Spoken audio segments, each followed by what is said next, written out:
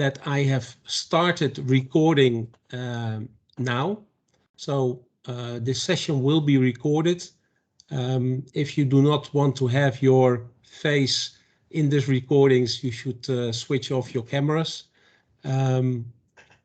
So Monique, I will kindly would like to ask you to start the training.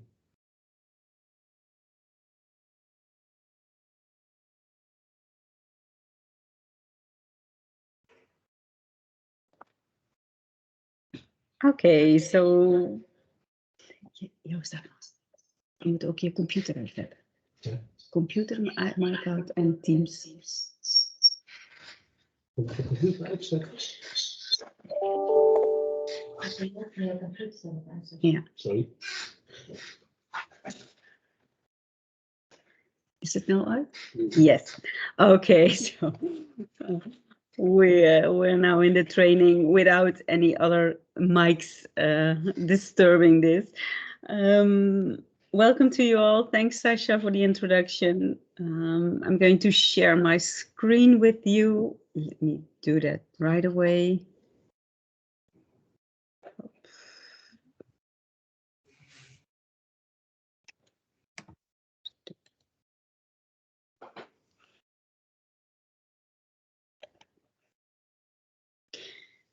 And now I'm going to another view mode so that we can all see that.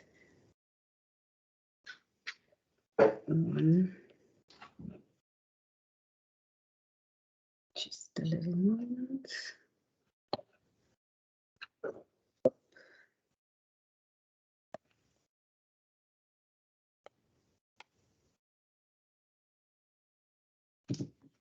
So now it should be in full screen, I hope. Looking at Sasha, if he can confirm. Yeah, yes. Yeah, sorry. Yeah. Great. Okay, let's start off. As we are with a big group today, it's preferably that you note your questions for this moment, and at the end, we have some time left to answer all your questions. So please note them for the moment. Then everything goes smoothly. We will also do a live demonstration where we connect the iPad to the Observ. So it's not only a PowerPoint presentation, but also a live part so that you have that experience also. Great. So starting off. The right screen. Oh.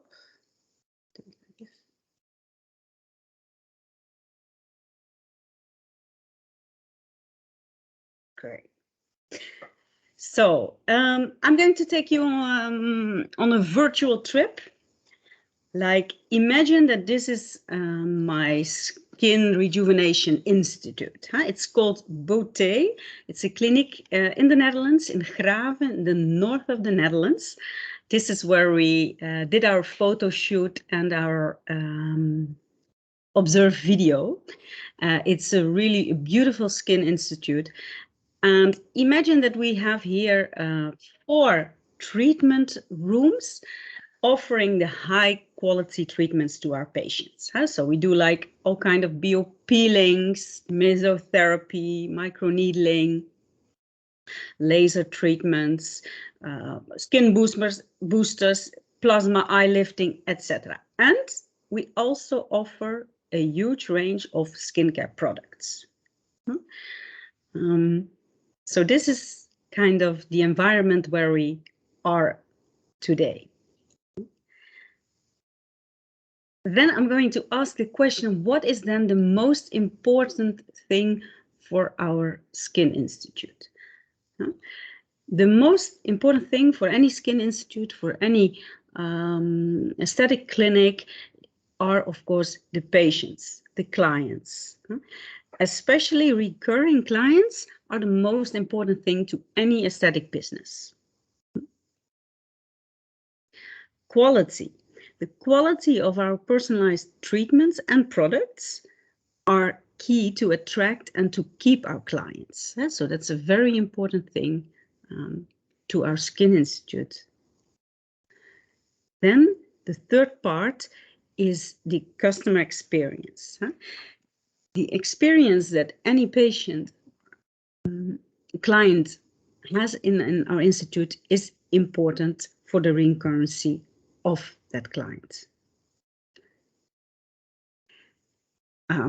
Of course, we also think that the results and the effects that we can communicate on, the visualization of the results, that is very highly valued and essential to attract new clients. So that we have good results, that the effect of our treatments and our products can be shown off is very important. And we need to have a way to cross-sell our products.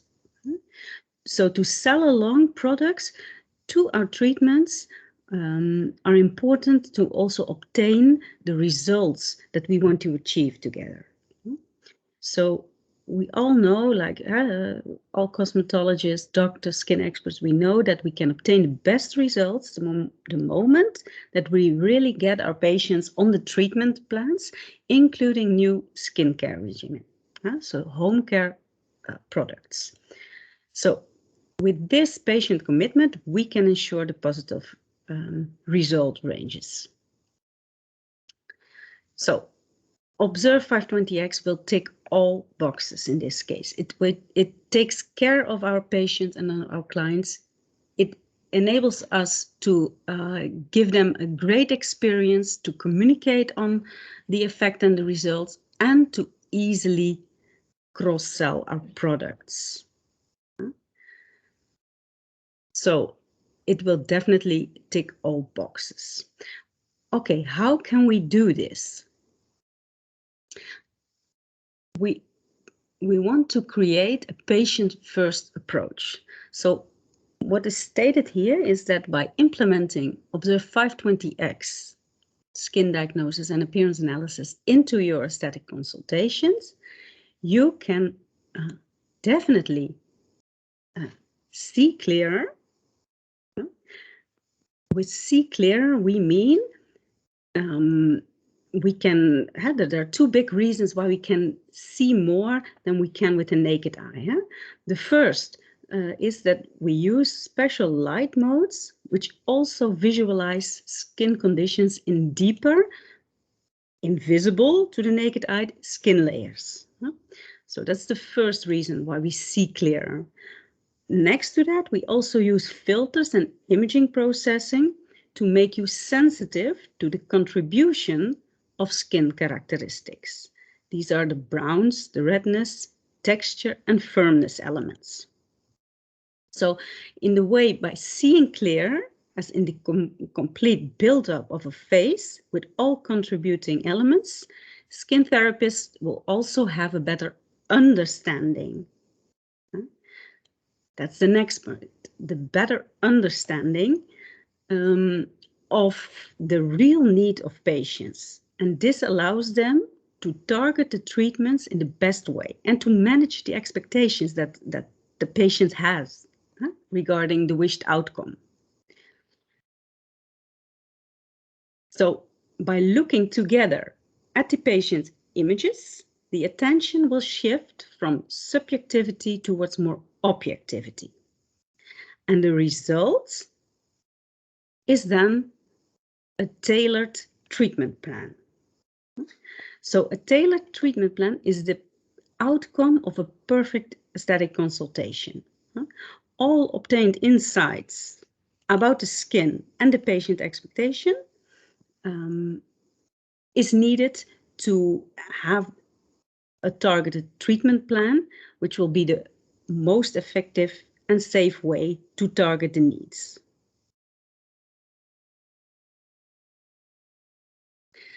So in fact, this is the same process of a consultation that we usually follow with Observ. We go from interpreting to understanding. We go from recommending to documenting. And the end result is the cross-selling of our products. Not only skincare products, in case your salon is not offering that, but also cross-selling other treatments or therapies.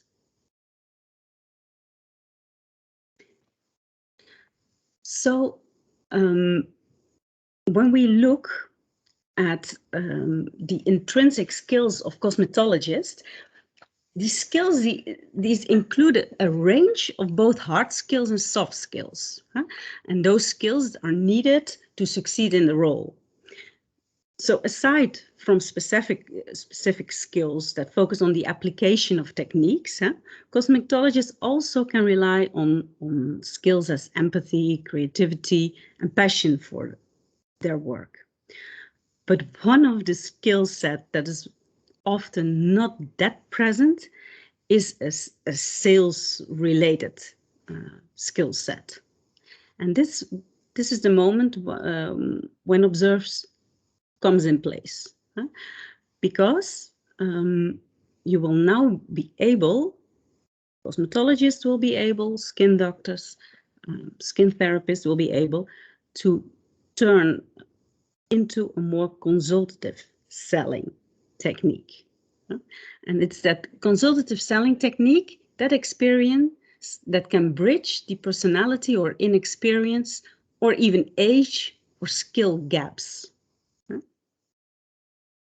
So what you see in the image is that the consultative selling will lead to more trust, more commitment, and more patient satisfaction and loyalty towards the clinic.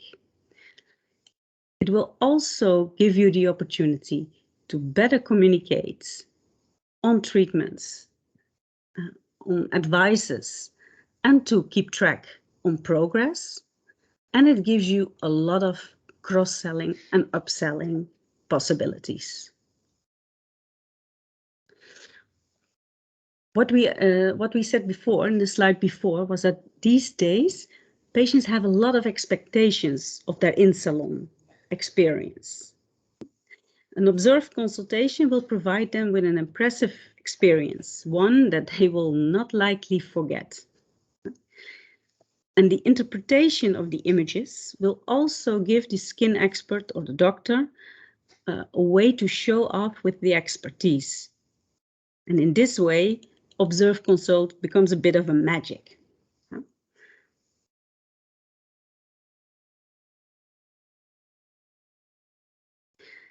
Next to this, there are a few other things, and especially for 520x, that will become far more easy.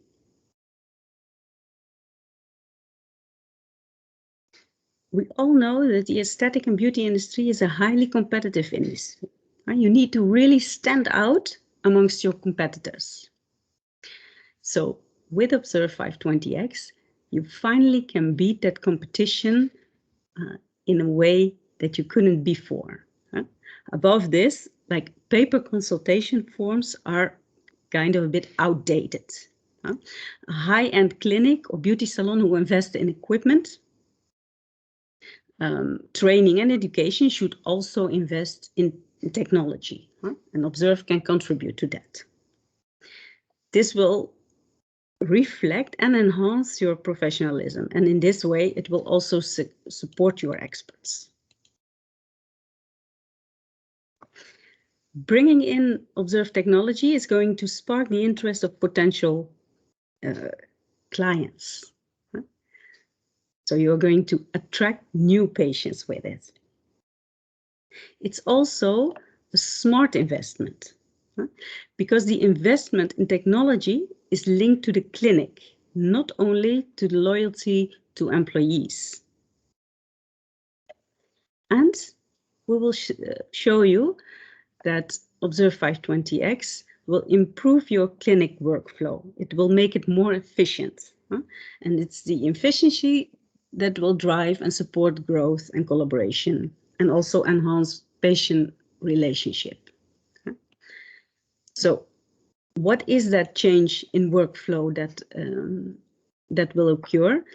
It's in fact the data that will always be available in all treatment rooms, and it will save you time because the operator, who's able to perfectly capture the images, can do part of the consultation, and the doctor recommendation can be done in another room by the doctor himself.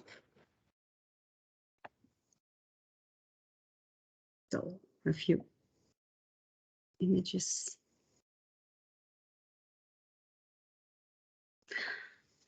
When we look at the global beauty aesthetic industry, we see that it has different target groups. Different target groups that are dealing with different skins. We see like the professional skincare aesthetics, who are more taking care of the pampering and preventive maintenance of skin. We see a large group of cosmetic dermatologists dealing with predominant skin concerns, like you can see on the pictures, for example, the acne management or scarring management. But we also see an increasing segment of aesthetic medicine dealing with rejuvenation or beautification treatments, especially in these almost 2 years of pandemic. We see that the treatments dealing with rejuvenation are very popular, especially when we see ourselves so many times a day in a Zoom meeting or via Teams like this, with the camera focused in a bad position and the light conditions not optimal. So we do see a huge increase in rejuvenation and beautification treatments. For example, the fillers, the Botox treatments. So you have different target groups in our global industry. And Observ 520x will tick the box of especially aesthetic medicine and cosmetic dermatology. Why? Because the challenge here is to determine the real beautification desire to regress aging, or to deal with problem skin and to really find the cause of skin problems. And you have that customer satisfaction about the results.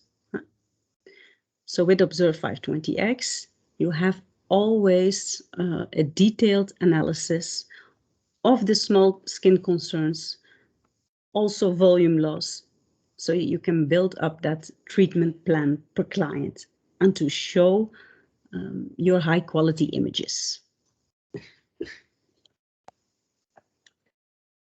A short discussion about the Observ philosophy. Probably a lot of you already know this. With Observ, we offer a unique way to look at faces by capturing the complete skin appearance and skin health, from the surface texture to the deeper layers.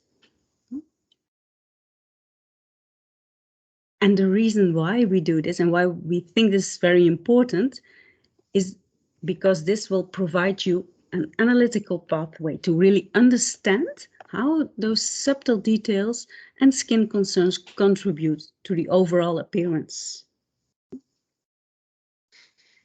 Next to that, we can also analyze the underlying cause of skin problems and understand the overall skin health and the skin condition.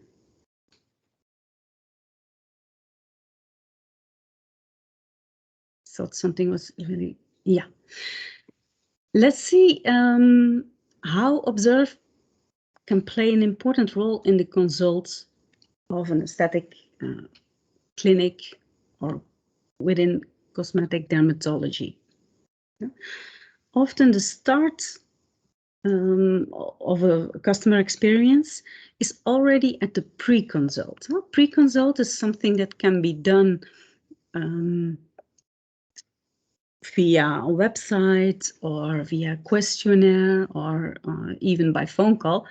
But the reason and the real goal of a pre-consult is to obtain as much information about your clients, the skin history, the skincare routine, but also the dreams, like the expectations. Because the closer you can get to where your client wants to be, if he's, of course, willing to trust you and the process, the better your clinic is perceived. So the purpose is really to have that starting point and the consultation route.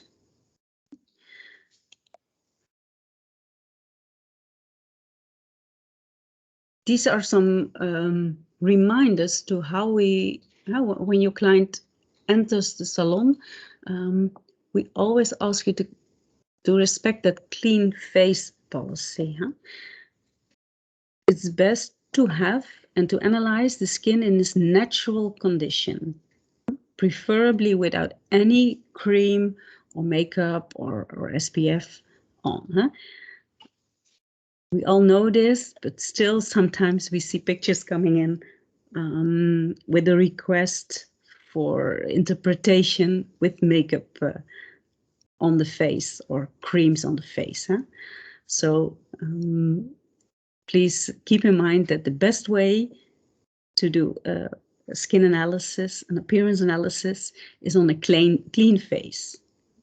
If for some reason the face is not cleaned, you need to take this into account and wait at least what we say 20 to 30 minutes after the cleaning before you start analyzing the pictures. This has to do with the hydrolipid film that needs to restore. So in the consultation, we emphasize on retrieving information that's not only visible by just our eyes, but also by obtaining information on the deeper skin layers. This is the start of our photo documentation process, which is a very important one, especially now.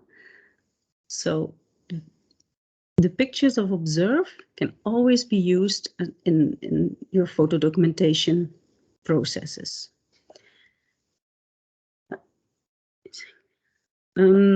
What we see here is that complex and sometimes multiple IDs can be conveyed by a single image. So a picture will always be more effectively than verbal description. Very often clients are focused and specific with their treatment request just because there's a predominant concern. And their intrinsic motivation can be based upon correction of a predominant concern because the concern can have an influence on their lives. With Observ and taking the pictures, you can discuss your client's priority and the next level skin goals. And we will use, of course, our books and our reference guides as supportive materials to go along with them. Voilà. Some reminders which may help you.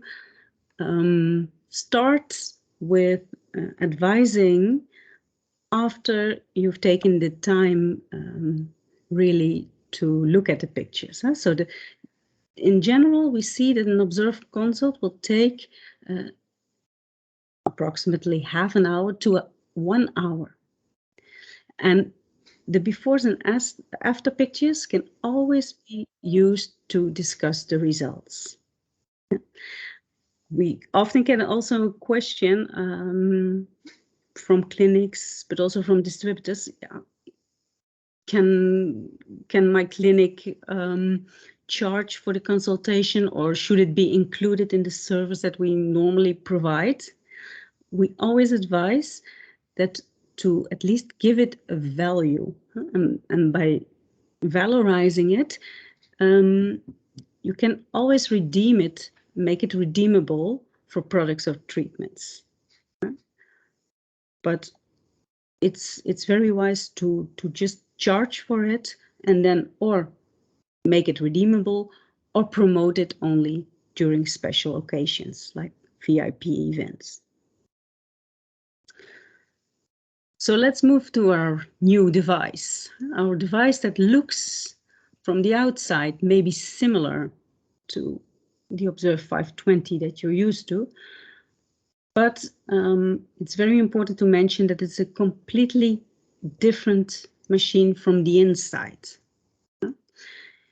The light sources we use are still the LEDs, 18 diffused LEDs. We have the polarizer LEDs, and at 3 wavelengths we take those pictures. What you can see in this image is that in blue you see the appearance analysis, and appearance analysis is one of the major additions to the previous model. So we have an appearance analysis sorry, we have some colleagues entering the building and a lot of noise. So the appearance analysis here in blue contains the surface texture visualization, pigmentation, visualization, redness, and vascularity visualization. Next to that, we also still have our diagnostic modes, the modes that you're probably used to work with, like the parallel polarization, cross polarization, true UV, and Woods. So Observ 520x is the appearance analysis plus your skin diagnosis plus your standardized photo documentation. So here again, you can see those light modes. Our daylight will always remain the common base of our skin diagnosis, of our appearance analysis. And then you have your texture, your pigmentation, and your vascularity. This is what we call the left lane, the short lane visible on the left side of this animation.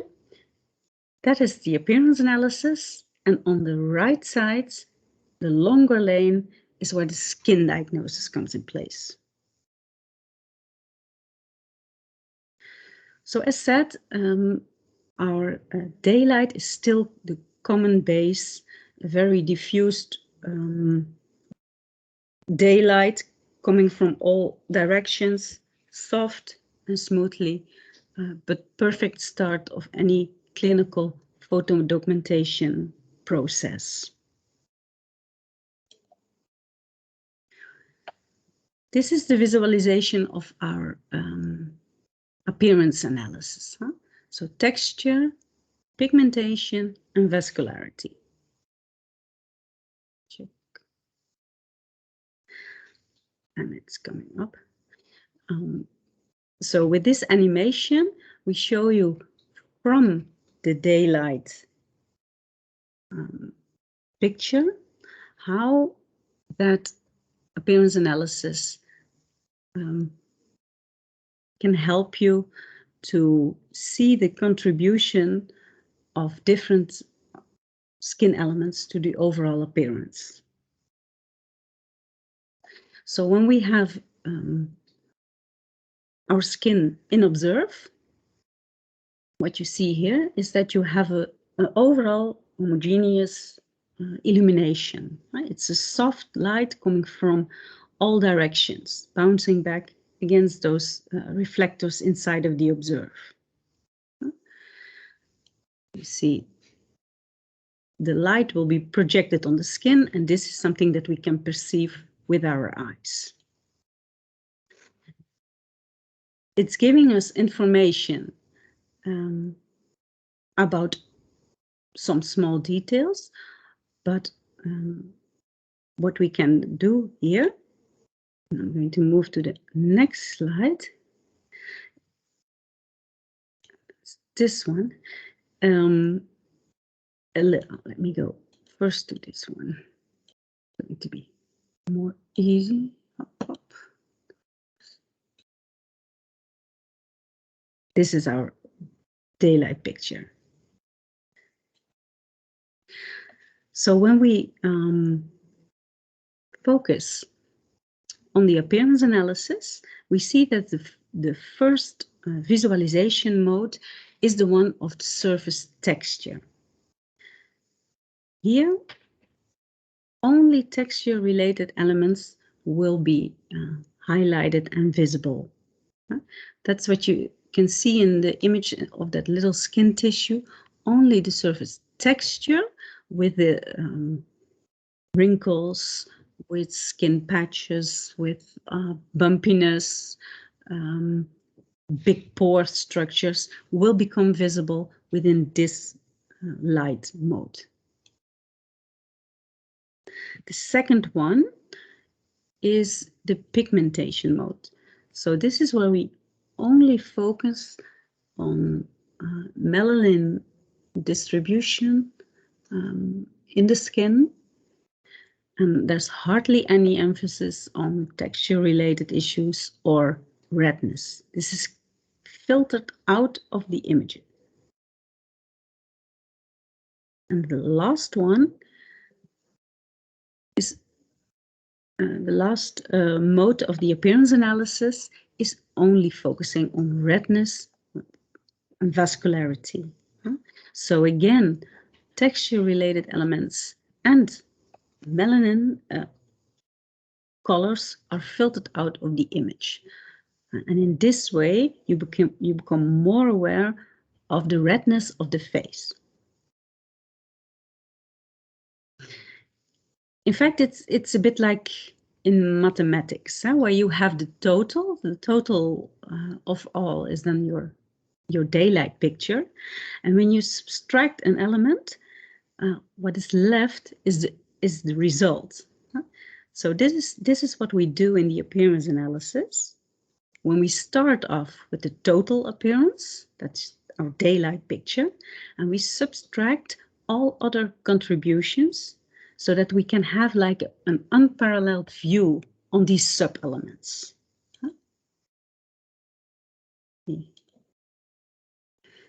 So we dissect the overall appearance of the face into understandable and recognizable components. Our daylight picture is the sum of texture, pigmentation, and vascularity, while when we look at texture, we deduct from the daylight all pigmentations and all vascularity. So what is left is texture-related information. Same for pigmentation. When we deduct from the daylight texture and vascularity, you have an unparalleled view on the pigmentation of your patient. And last one is for vascularity. So that is where we deduct from the daylight all texture and pigmentation information.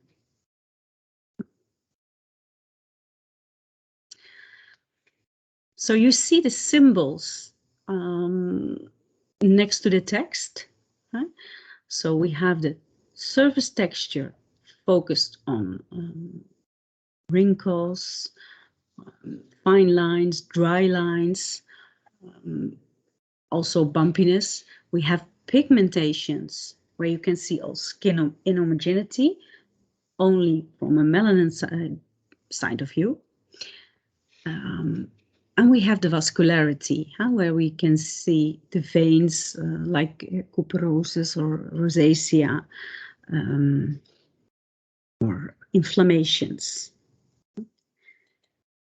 And in this way, you can link the visualization mode directly to the dimension of the analysis and to the skin condition that you experience with your client. For example, if we take surface texture, the dimension of the analysis is the uneven skin texture. And what you can see in your picture is a dryness or lines or wrinkles or pores. And any resurfacing treatment will help you to restore that.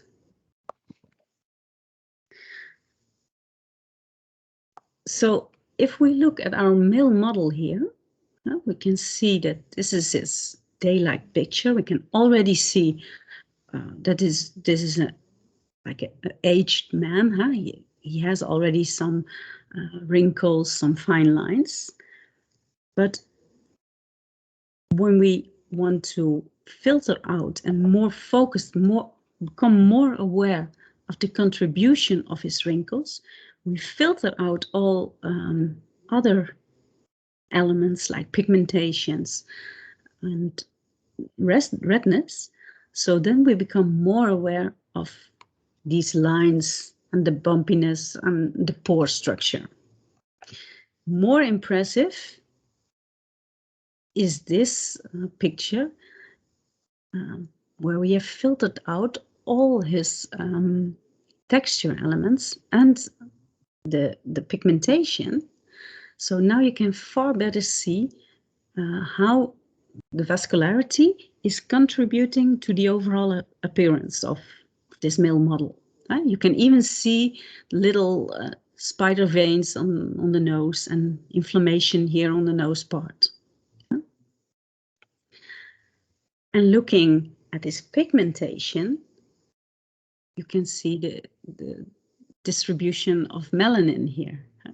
And what you can even see within the wrinkle, if you look, I don't know if you see the cursor of my mouse moving, but what we can see in here is that even the wrinkle is pigmented. So that gives you information if you want to treaten that wrinkle. It will probably also do a lot for the pigmentation. So in this way, and I go back just quickly to the daylight image, all information was available, but we were simply not sensitive enough to it because this picture had so many skin elements inside that it was very difficult for us human beings to really distinguish what part is like melanin, what part is redness, and what part is more texture related. So by deducting all those elements from the daylight picture, we become more aware what the contribution is of each element. So for our skin analysis, we have our skin diagnostic modes as we were used to in our previous model in the 520. Okay?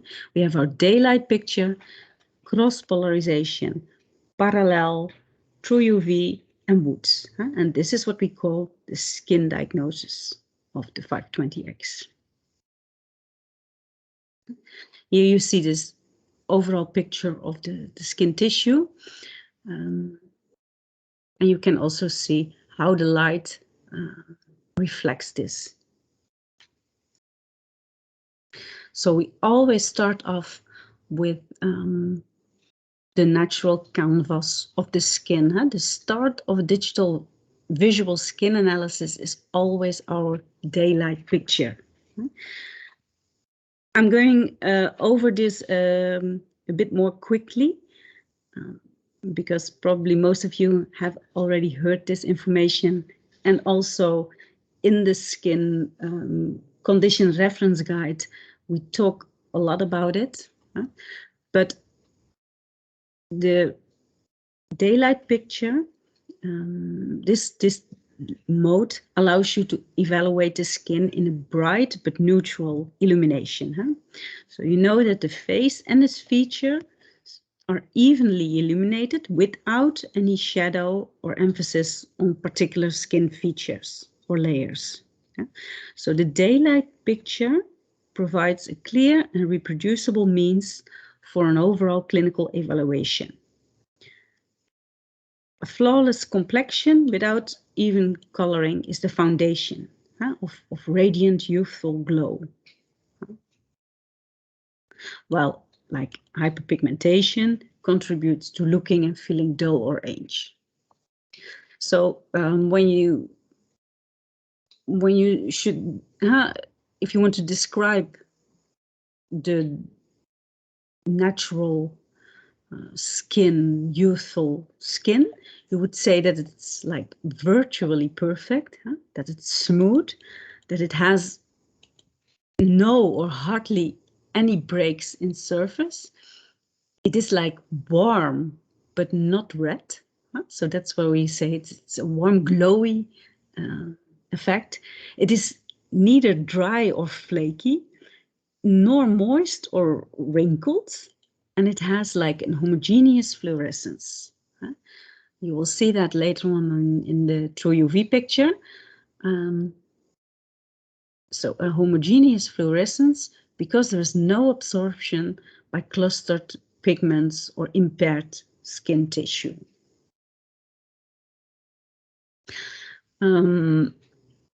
This is our cross-polarization. Still, it gives me a bit information. Oh, here it is. In the cross-polarization mode, we will use, as you know probably, a special filter to suppress any surface reflection. And by the suppression, we can look more into the skin. So it means that fine vascular and diffused redness details at the epidermal or dermal junction can easily be spotted. We all know this from our polarized glasses, sunglasses. On polarized sunglasses, the filter creates like vertical openings for lights. And this means that only light rays that approach your eyes vertically can fit through those openings. And the lenses will block out all horizontal light rays bouncing off from a smooth pond or a shiny car hood, for example. So as a result, the image you see with polarized lenses is a bit darker than usual, but objects also look more crispy, more clear, and details are easier to see. So people who fish in particular find polarized sunglasses drastically. It cuts the glare and it helps them to see into the water, as you can see in this image. So in shortly, we can see fine vascular diffused redness more easily, and pigmentations and discolorations can be revealed.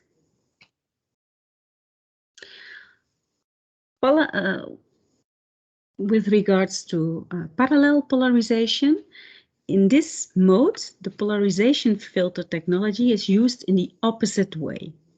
So the filter enhances the surface reflection, and by the enhancement, it will reveal the glyphic patterns, the pore structures, and the fine surface textures and wrinkles in great detail. True UV. So we're now going into the skin. Right? Inside of the skin, our cells and tissues have the natural capacity to turn invisible UV rays into visible light, and in this way effectively turn the skin into a human lamp. So skin impairments and conditions with previously hardly could be seen by naked eye can now clearly stand out from normal healthy skin tissue. So additionally, different cells and skin tissues in different conditions create different fluorescence illumination patterns. So what can we see in this light mode? It gives us a lot of information about the sebum glands distribution, saying you learn more about the pore health, which is, for example, very important when you're dealing with acne skin. It can also show you inflammatory responses and post-inflammatory hyperpigmentation, for example. So our woods mode is still present in our Observ 520x.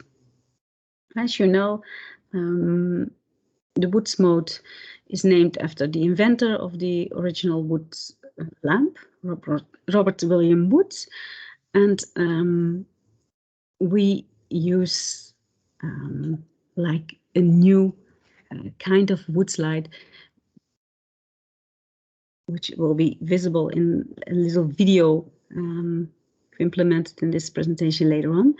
But what we do is we reflect, we use the wood filter and emit wavelengths at 365 nanometers to have a nice blue component, not too dominant, but to have a clear view on especially the distribution of oil film and the thinning of the skin.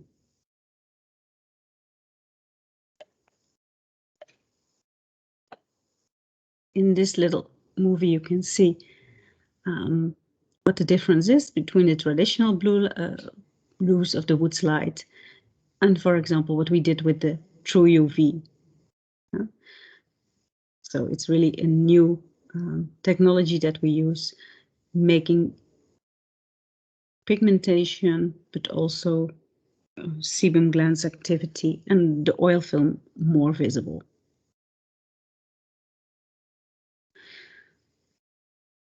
This is an image you all know from the Skin Condition Reference Guide, and it reflects the different light modes, the healthy skin in these different light modes. Huh?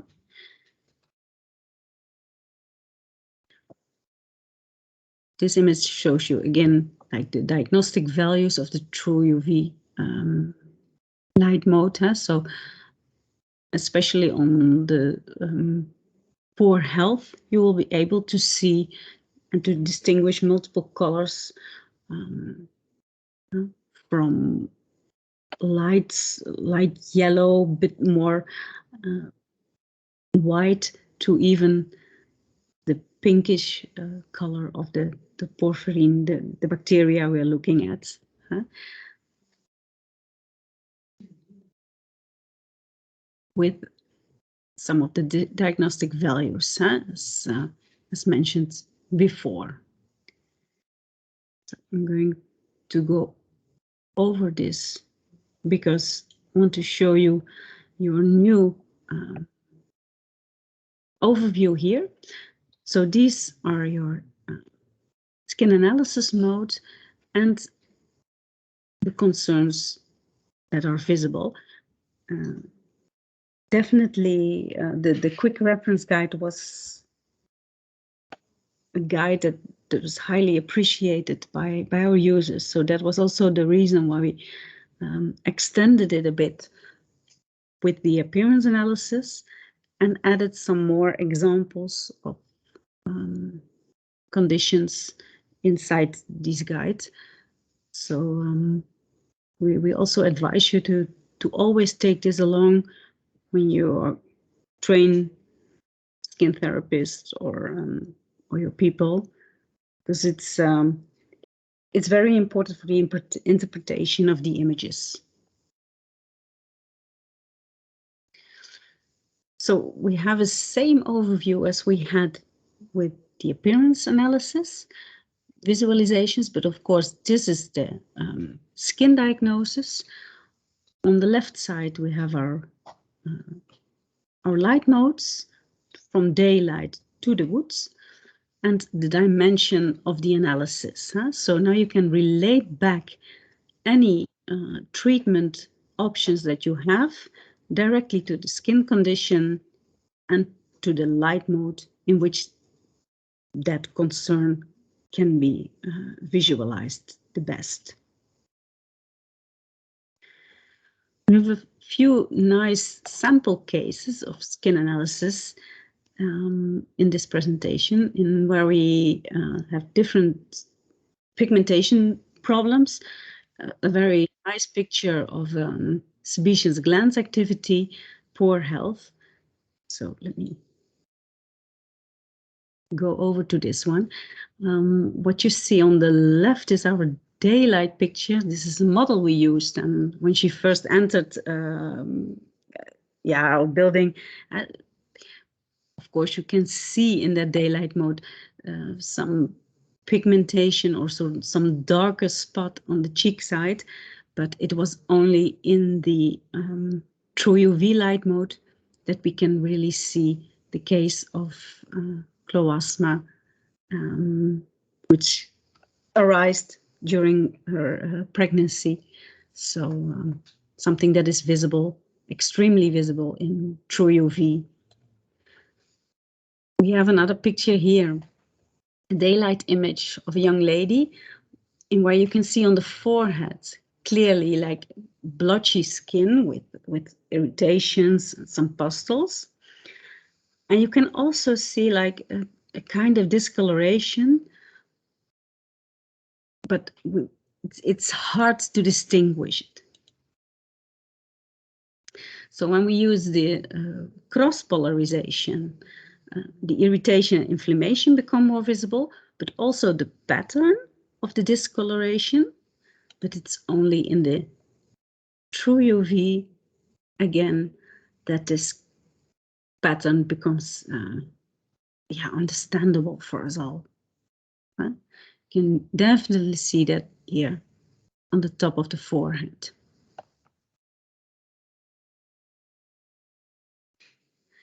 This is also a very nice picture of someone with the MC1R gene, which is more a Celtic gene, and then you see that pigmentations which are not visible or slightly visible in daylight become very apparent in the true UV. Even on the lips, you see the pigmentation, the spots.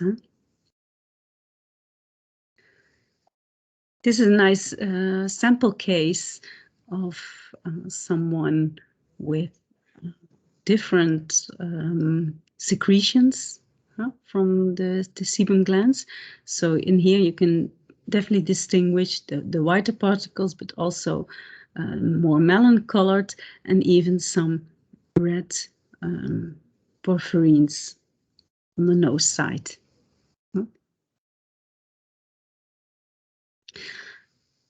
And what we can also offer is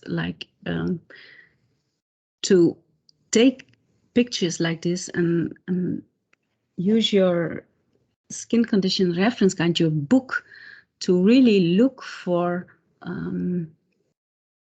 the concerns that you see. So what is very clear in this picture is that we have multiple particles of lint on the face. Lint is very good visible underneath true UV, but there's also a lot of porphyrin activity, and you see underneath the eye, like in the eye bag almost, the darker part.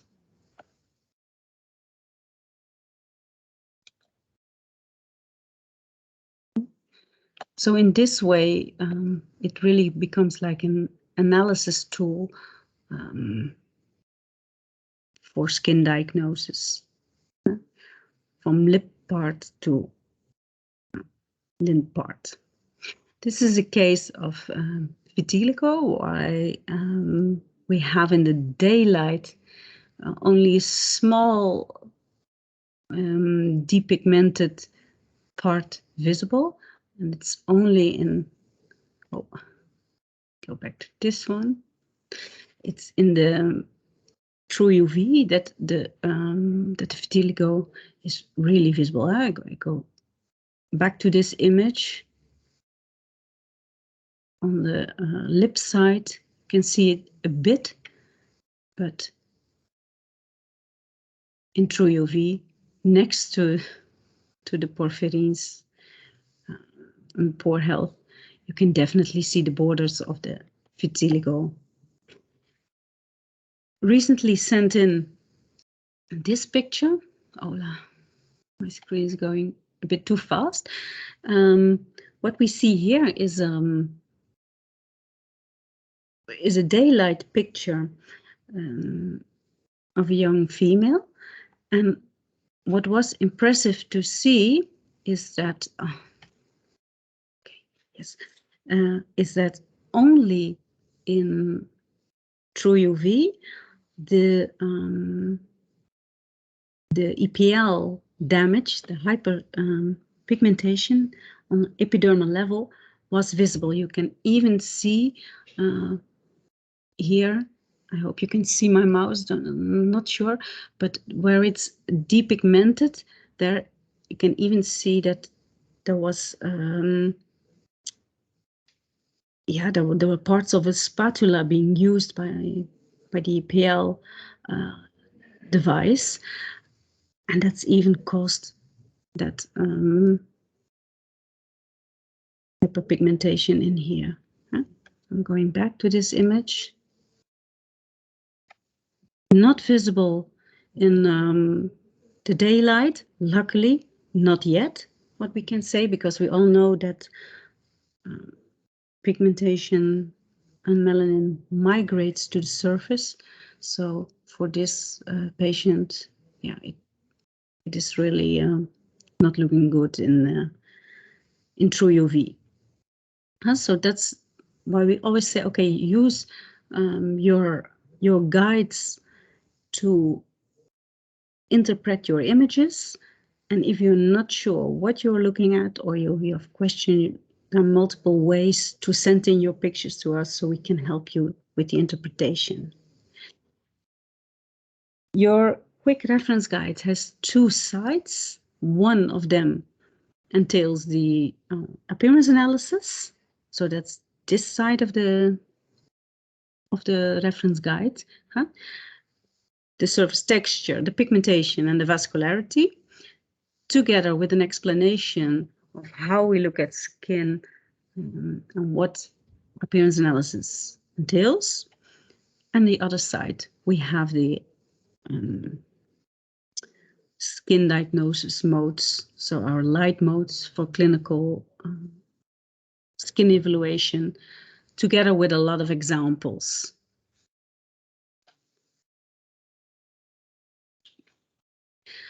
Still, we also want to emphasize on the fact that it's still very valuable to read the Skin Condition Reference Guide, the book, which is for, it's a book for advanced practitioners, but there's a lot of information and example pictures inside, and it will definitely help you to interpret pictures and images. So still very valuable. So if we move to the practical setup instructions, we're going to do parts of that live, but quickly I want to go over the setup of that, because 520x has another way of saving data. When you're used to Observ 520, you know that all pictures are saved on the iPad. But with 520x, we created also a cloud to go along with it. And it's this cloud that requires some attention during the setup, because you need to claim that free cloud. 2 years, every package of Observ 520x has free cloud for 2 years. So basically, the start is the same. You still download your app from the App Store, and then it's going, the application is going to ask you to register your company. And the way that's done, it's done via Sylton Connect. So Sylton Connect is our platform of services, our network from where we deal with the cloud and where all services are stored underneath, like in a big umbrella. So you need to register your company, and in that way we're also going to register and create our first user login. So the steps are very easy, but still let's go over them. So for your registration, for your company registration, it requires some logical details like name, address, etc., city. And it will also ask you to register the first user. This will be done on email. And the moment that you create this first user, your account is in fact created on that, underneath that email address. So it will then ask you to set a password, which is very easy for logging in at a later moment. So the moment that your user in your company is registered, you will receive an email with a link to set that password. That's a very easy part. So that is what we see in here. Set the password for an account. And with that password, you can log in to your Observ 520x app. Of course, it will ask you to use the Bluetooth, as the device connects via Bluetooth with the application, and it will also require access of the camera. So that you need to confirm as well. And then it will ask you to remember that password for an easy login. In this way, you've created your company and your first user, and your settings of the company will be saved underneath these 3 little dots in the right corner. If you forgot your password, you always have a means to restore it.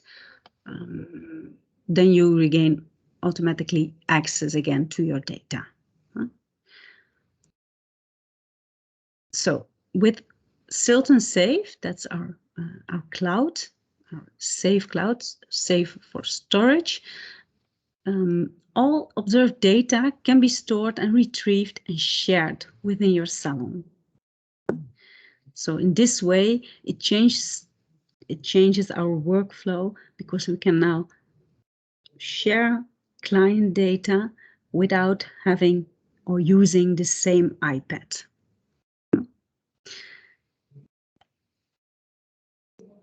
How to claim your 2 years of free cloud? With the login and the creation of your company, we will have a small questionnaire together with to obtain some more information about the company and the use of cloud. So that's the only requirement during the 2 years we ask you before you can claim that free storage, to fill in that business information on our site. And once you have done that, you can just claim, go to this, claim free cloud in the settings of your app. It is serial based, so meaning that you need to pair your device with the iPad, with the user Sylton cloud that you're going to use. So that's what's set in here. Claim free cloud on a serial, and the pairing is very easy. I'll show you in the live demo later on. It's just by clicking on the power button, and then it will connect.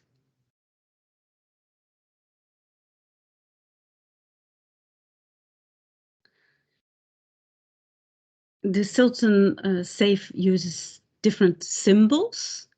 So when do you know that you are connected to the cloud, and so you've claimed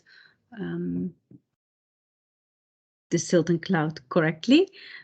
Once the logo, the cloud logo, is present in your data. And all existing and new users that you will add via the app will have access to this data. So this not only saved on the iPad anymore, but also in that cloud environment, a cloud that is encrypted in the most safe way, so that everything and all client data is safe to use and to share. Here you see which symbols we use within the cloud. We have a connection, a downloading data, and an uploading data. And within that Cloud Connect symbol on the settings, you can also see how much cloud is used and how much is still available.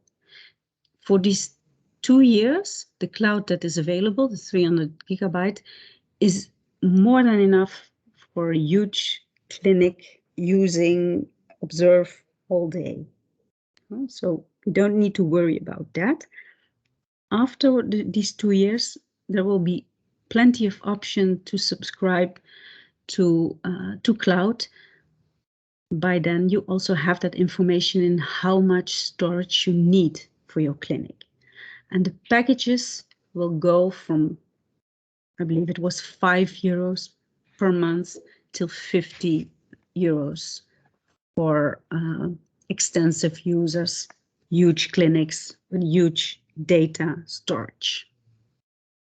But for the first 2 years, everything which comes along with the Sylton Safe will be free of charge.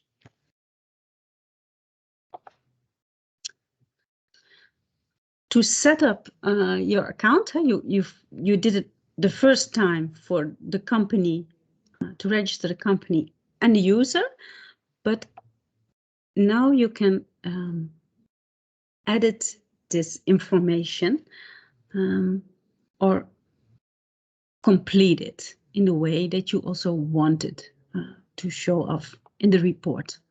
It's all done underneath the settings. So settings is always the right top of the app, and within the settings you have a few folders over there.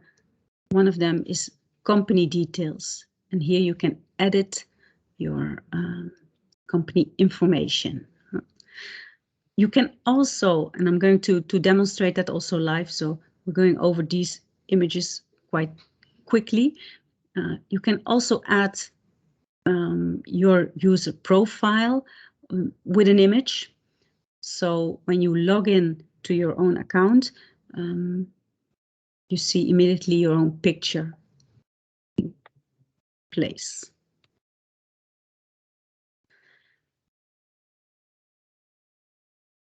If you work with multiple colleagues, multiple skin therapists, cosmetologists in a salon, you can invite them to the clinic, to the company via a link. So this is very easy, and it's done via the folder Manage Users.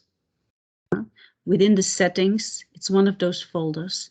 You just enter the name and email address, and they will receive a link to click on, and from that moment on, they can also view the data of your clinic.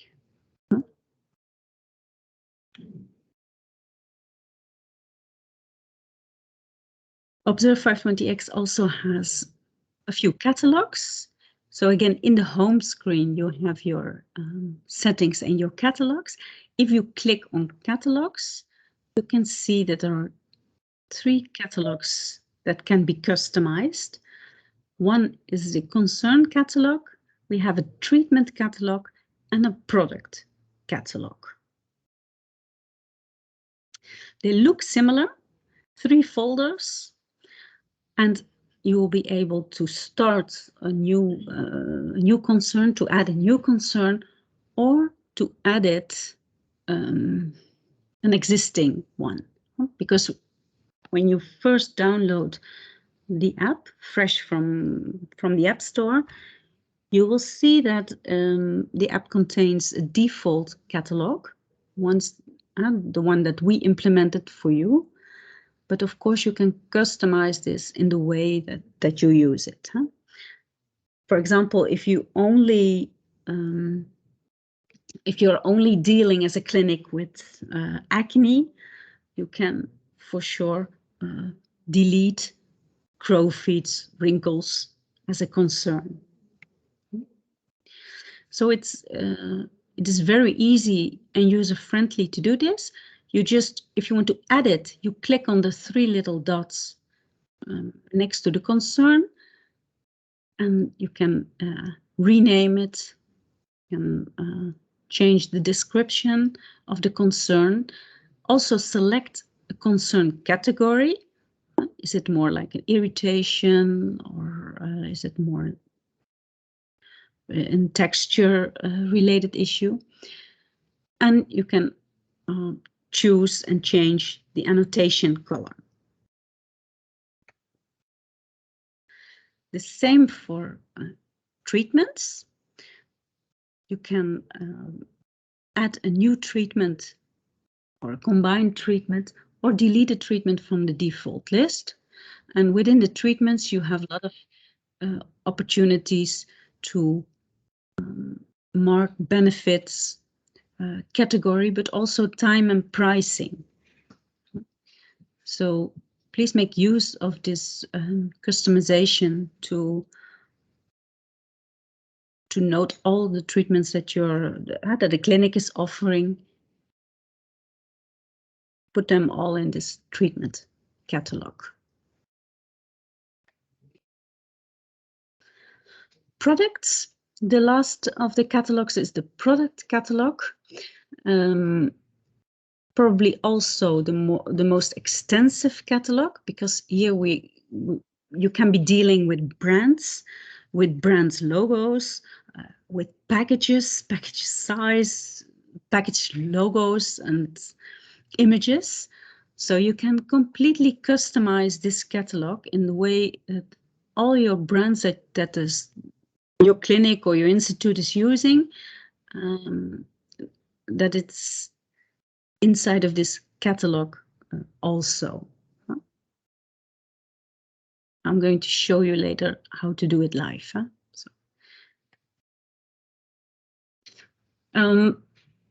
There is a way to share this catalog. The 3 catalogs will come as a shared document in one. So it's not possible to only share like the product catalog. It will always be the three of them together. And the way you do that is by clicking on this sharing button. So if you would click on that arrow that goes out of the box, let's simply say like that, share button, you will have the possibility to name this catalog or rename it and save it underneath your files, your folders, or to share it with a colleague via email, via Teams, even via AirDrop. And that's the same way to import a catalog. Then you use that other icon. If you just click on that, it will ask you, do you want to import this catalog? And when you accept that, it will override the existing catalog that you are using till that moment.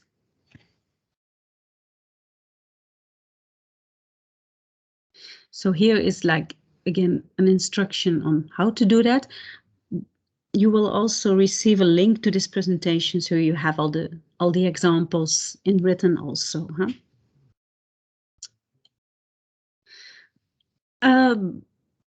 Before we go to the demonstration, live demonstration, just a small reminder on how to take perfect pictures.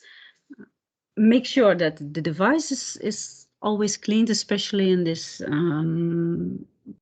pandemic. We see that clinics pay a lot of attention to this. We have a disinfection protocol, so please use that and especially clean the chin rest and inside of the device before you use it. It is important to install the Observ on a stable table or even on the new mobile stand that we're going to demonstrate also and show you, to make sure that the patient always sits with a straight back, not bending forwards or too much backwards. So that straight posture is important. And use the new face positioning system inside of the device to easily position your client within seconds. Still a reminder on the use of the light shade. Please always close the light shade underneath the chin, so no external light can enter that the Observ inside, because if there is light interfering, external light interfering with the images, it is difficult to make good interpretation of the results. So we have a few reminders for that. We strongly advise to always use like a height adjustable chair. That's far more convenient to sit straight back and to not bend too much forward on the chin rest. Just look forward into the mirror and to the face positioning system that we will demonstrate. This is the mobile stand that we will be using to this live demo. Ideal because it can be easily adjusted in height, and it's also very practical in the way that you can just slide it into the corner where you're not using it and moving it back when you want to use it within your consultation. So the mobile stand will be available somewhere from with what we currently here is half of February, but we will keep you definitely posted on this one.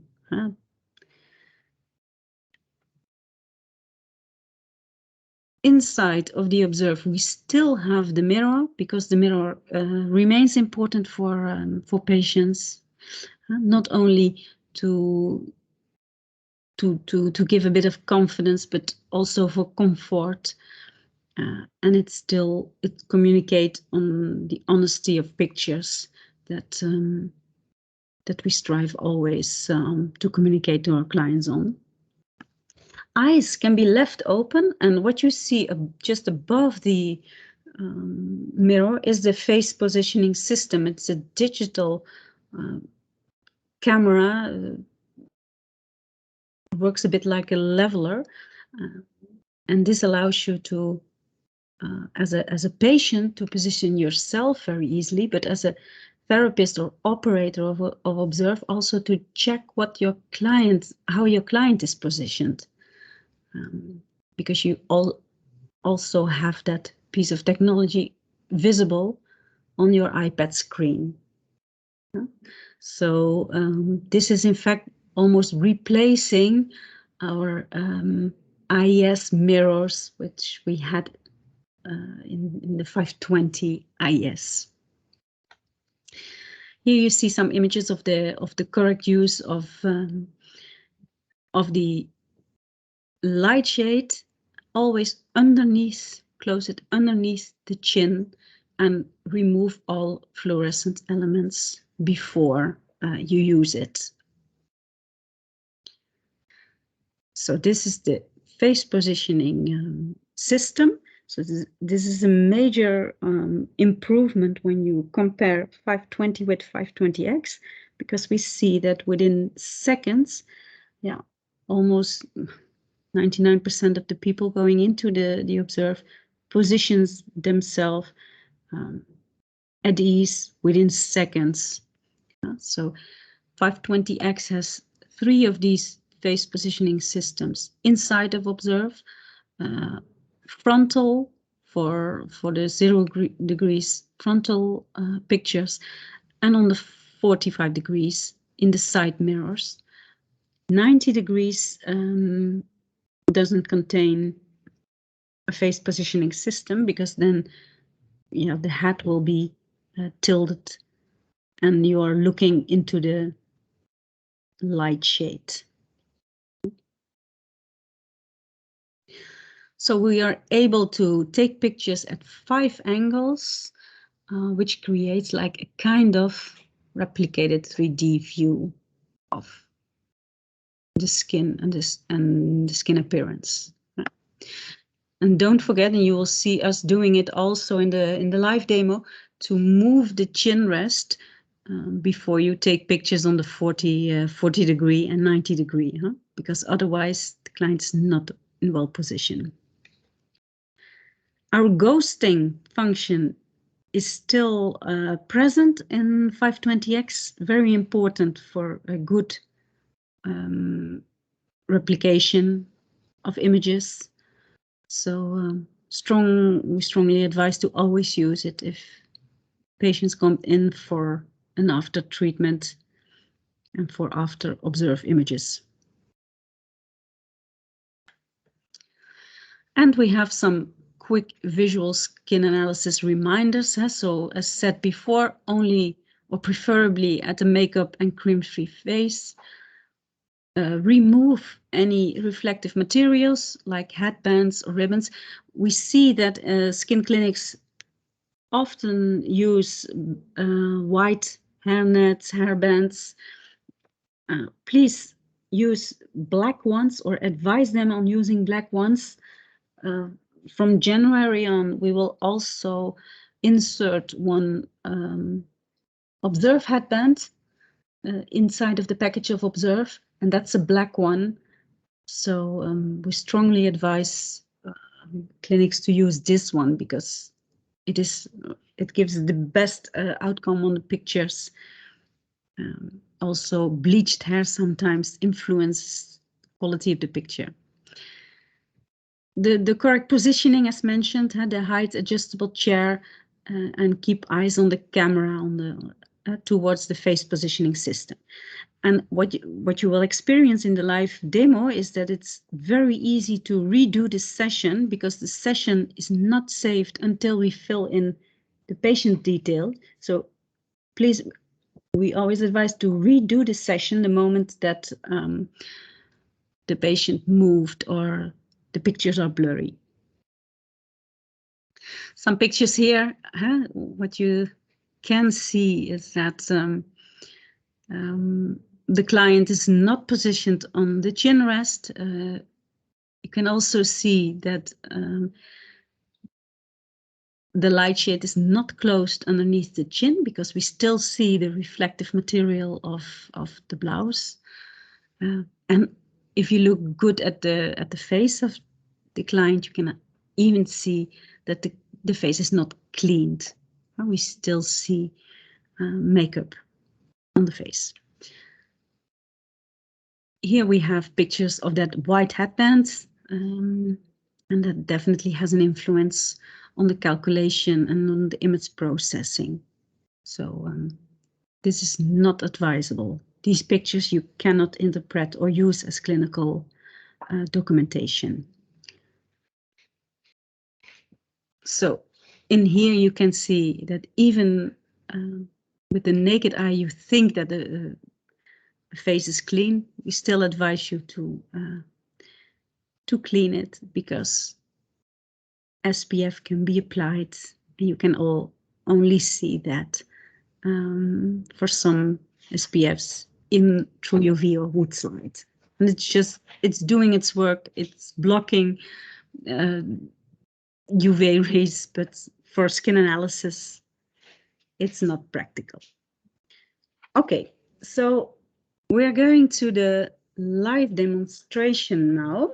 And for that reason, I will stop sharing my screen and I'll go to the screen of the iPads. So I'm joining the training also now from iPad. Perfect. And I will stop sharing this screen and start sharing my iPad screen.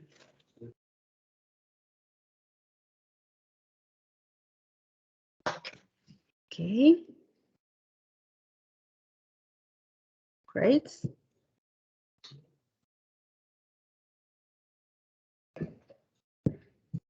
If I go now to my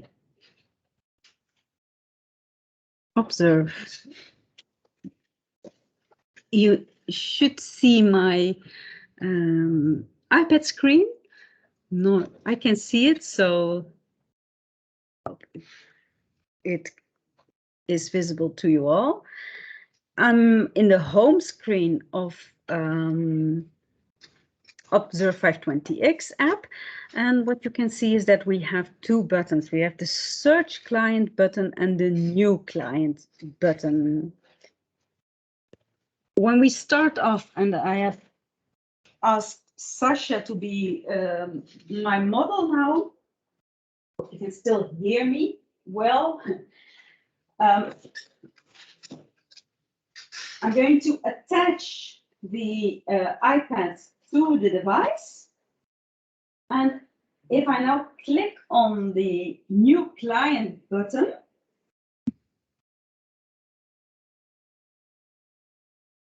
my device is already paired. I will later on also unpair it one moment so that you can see that. But normally you should see Sasha already inside of the Observ. And when he's moving his head, you can see that the little leveler, that face positioning system, is moving. Sasha, can you come out just one quick moment, because I think the chin rest is a bit wobbly. All right, it was just the screw. Okay. Okay, great. He goes in again, closes the iPad or the light shade underneath the chin, and you see that he's well in position. So if you now just push the photo button, the system will automatically make the pictures very quickly. The system is also far more quickly than Observ 520 was. And what you see here is that we have a preview, in which you can click on and even zoom in.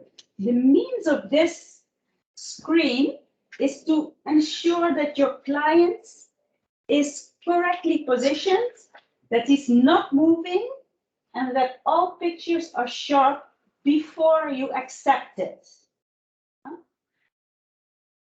So this is also what I just explained. It's very easy to redo it. So once you see here that the client moves, just click on the little redo button next to that approval button, and then you can just simply redo the session.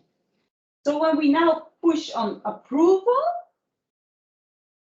you can now turn the chin rest to another position. So that's something you still need to do manually. So you move the chin rest and the cup, and then you ask the patient to go in and to look again at that face positioning system. Perfect. You can see it's just a matter of creating 3 lines in one. And when he's well positioned, we push again the photo button. The degrees are visible on our iPad, so the operator always knows on what degree the client is positioned. And again, if the pictures are sharp, you can just simply accept them. So after the R40, you can do left side of the face 40 or turn to 90 degrees. But if you're not using the other sides of the face, you can just go to analysis.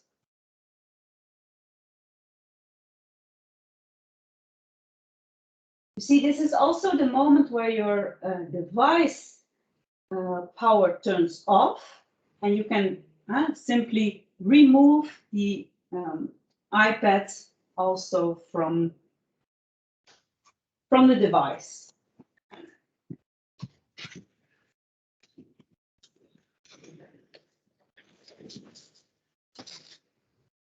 So what you see now is the cloud is accepted. You see the cloud symbol on top of the analysis screen.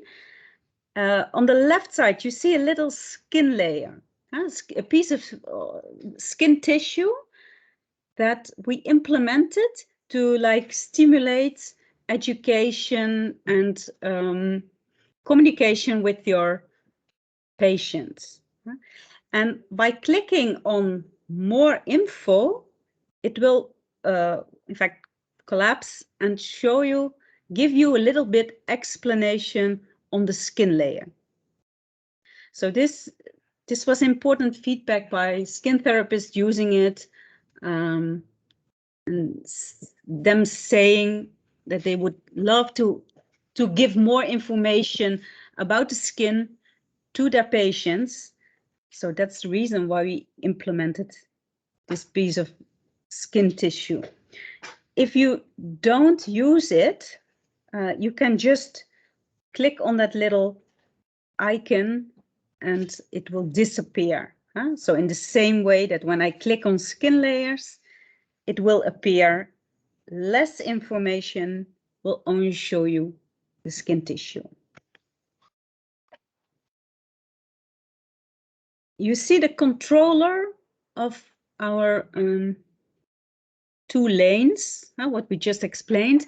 We have 2 lanes within Observ 520x, the appearance analysis and skin diagnosis lane. So on the left side, the shortest lane was the appearance analysis.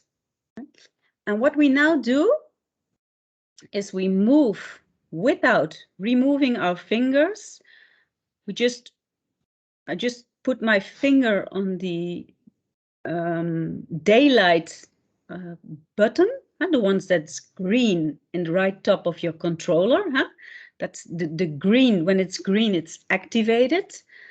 And you can now just roll over the appearance analysis visualizations, and you will see that the little skin tissue will follow the same visualization. And when you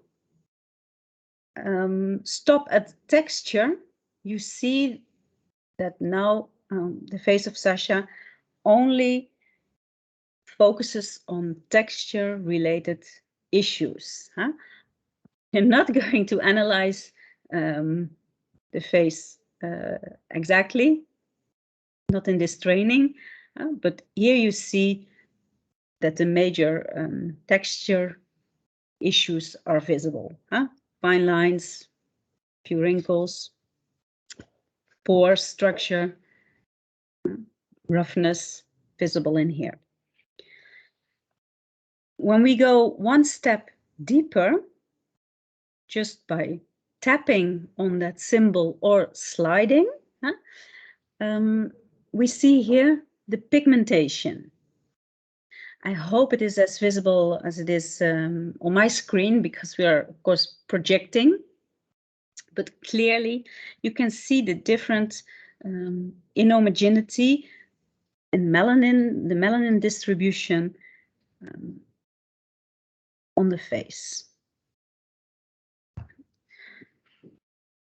One step deeper is the redness.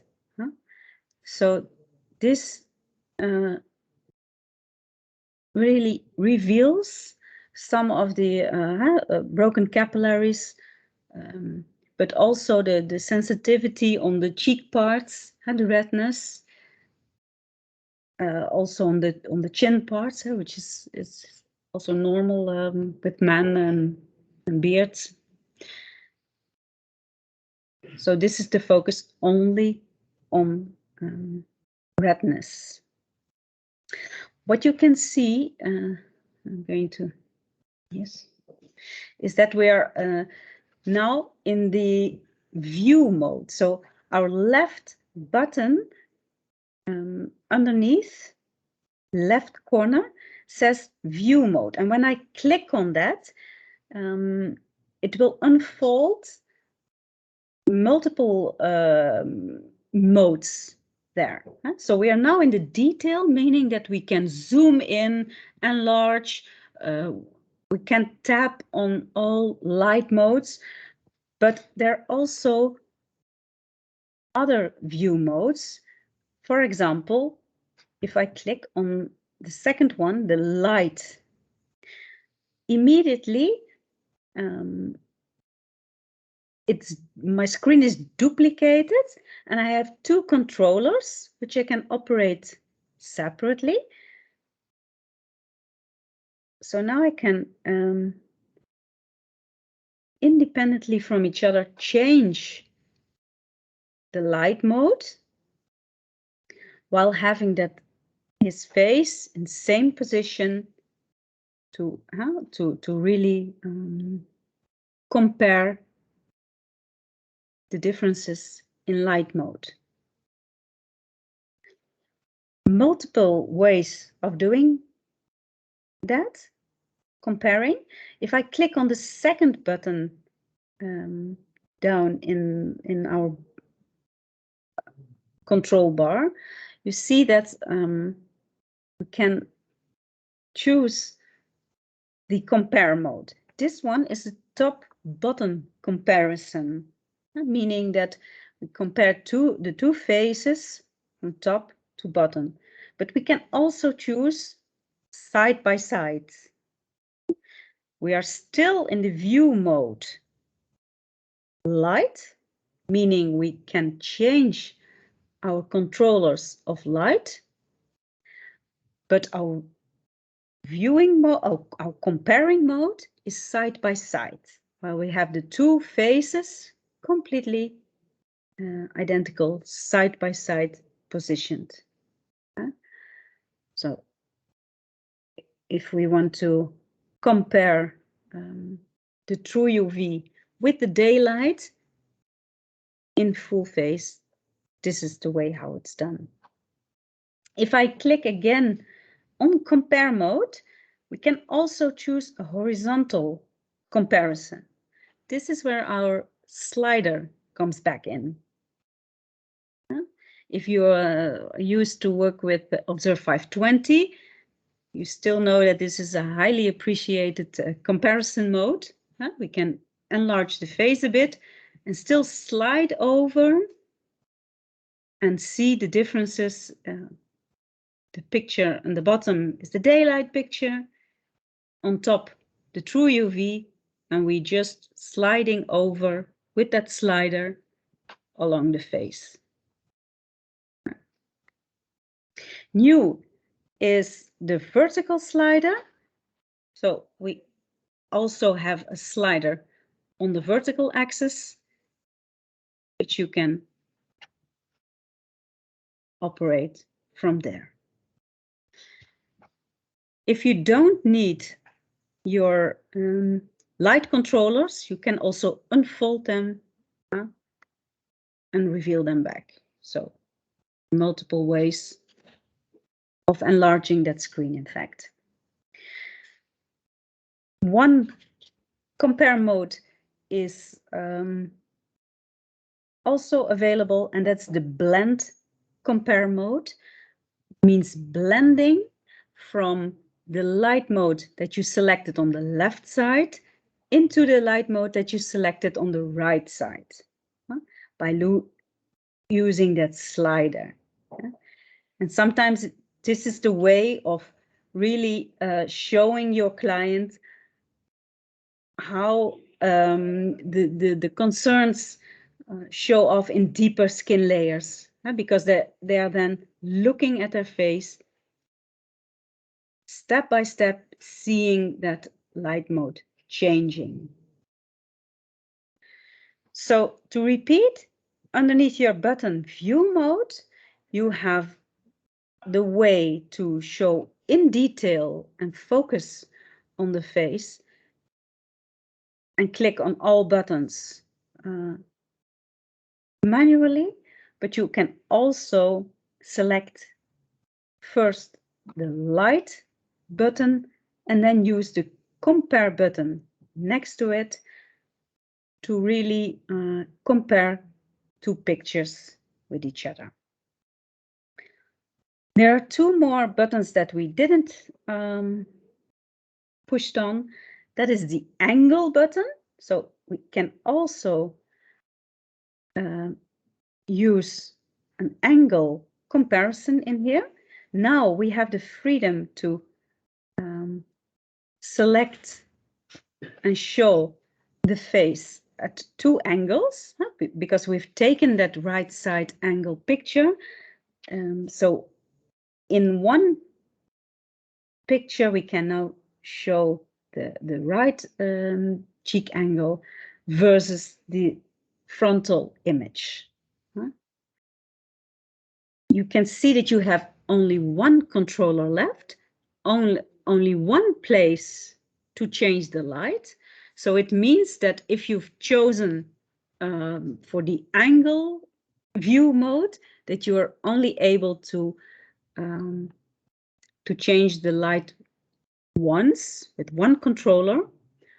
Both images will flip in the same way, while the light mode enables you to separately operate your light modes.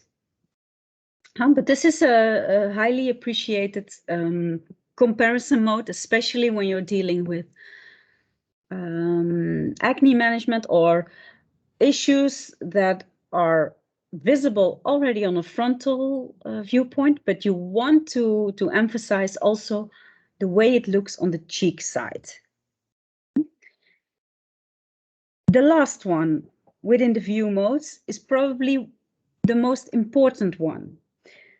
And it's the one that I cannot demonstrate at this moment because it is a time comparison. So this is where you make your after pictures, your post-treatment pictures. We've only taken pictures of Sasha one moment. We just did it. So we don't have multiple sessions available in here. But imagine that Sasha has a recurring client, then we could push that time button, and then we can just compare the pictures at different timestamp. So imagine that we have our view mode lights on, and we have here our compare mode side by side on, because this gives you a lot of information, and that you're now annotating the pictures. So your client explained to you that what the issue was or what his needs were. You can now start annotating your pictures by pushing on that concern button. It will unfold the default catalog or the customized catalog. And you are going to first select the concern that you see. So imagine that we take the thin, fragile looking skin for the skin underneath the eyes. You select it first, and then you just start drawing on the face where you see that concern occurring. If you want to add another one to it, you click on concern. The third button is that underneath the pictures. You just click on add concern, and you search for the concern that you want to specify in this. Imagine like we have like the forehead lines, and you just click on them and you mark the area. The system will automatically recognize some standardized forms like circles, squares, and you will be able to draw with your finger or with the Apple Pencil. If you have mentioned all concerns in here, you can now use a new button called Highlights, and that's the sixth button on our iPad. And that highlight it works a bit like a screenshot. So you capture that image that you have now annotated with your remarks. It shows you the light that you have been using or comparing, and your remarks like the thin, fragile looking skin, the forehead wrinkles, and you can now decide if you want to have this screenshot saved into the report. This is an important step in your communication with your patient, because this is the moment where you discuss the things, their needs. So it's really important to save that so you can rely on it in the report and refer to it also.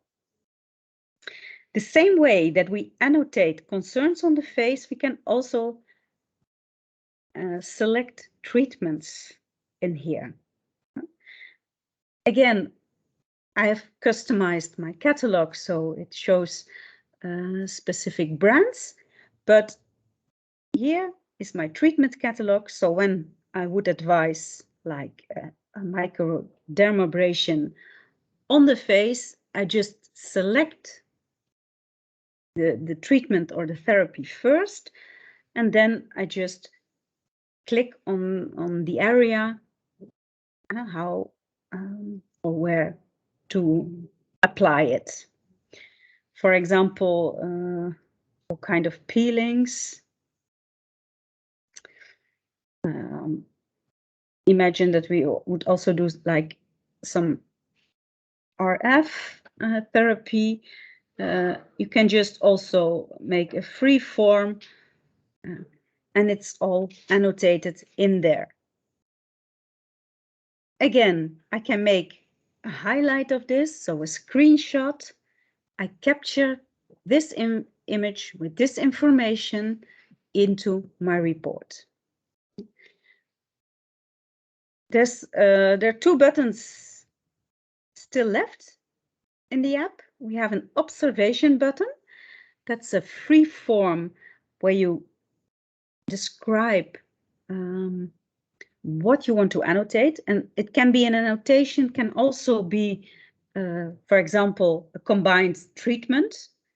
This is a free form where doctors or therapists just insert their information all in once. And by plussing, you just mark the areas afterwards. Again, you can make a screenshot, a highlight, and save it into your report. The last button you can click on is the session notes. Session notes are notes that relate back to this session only. Imagine that your patient just had vaccination, then that would be ideal to mention in this field. It is saved in this session, so this session information. So once you've annotated all images, you can now save the plan.